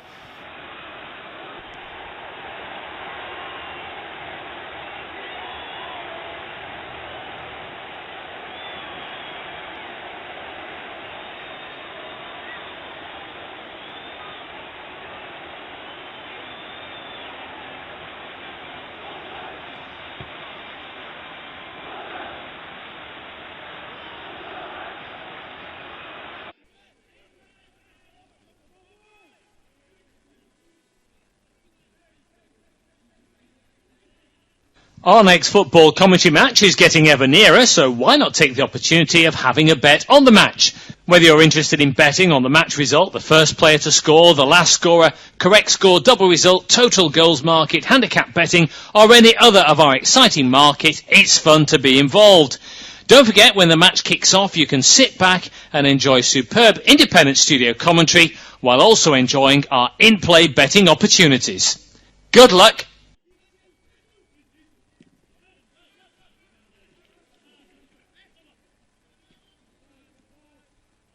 Our next football commentary match is getting ever nearer, so why not take the opportunity of having a bet on the match?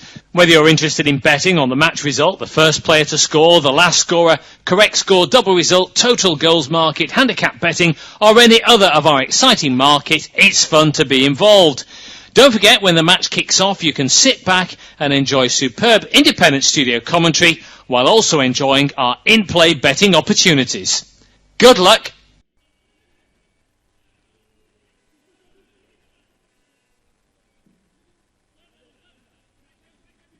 Our next football commentary match is getting ever nearer, so why not take the opportunity of having a bet on the match? Whether you're interested in betting on the match result, the first player to score, the last scorer, correct score, double result, total goals market, handicap betting,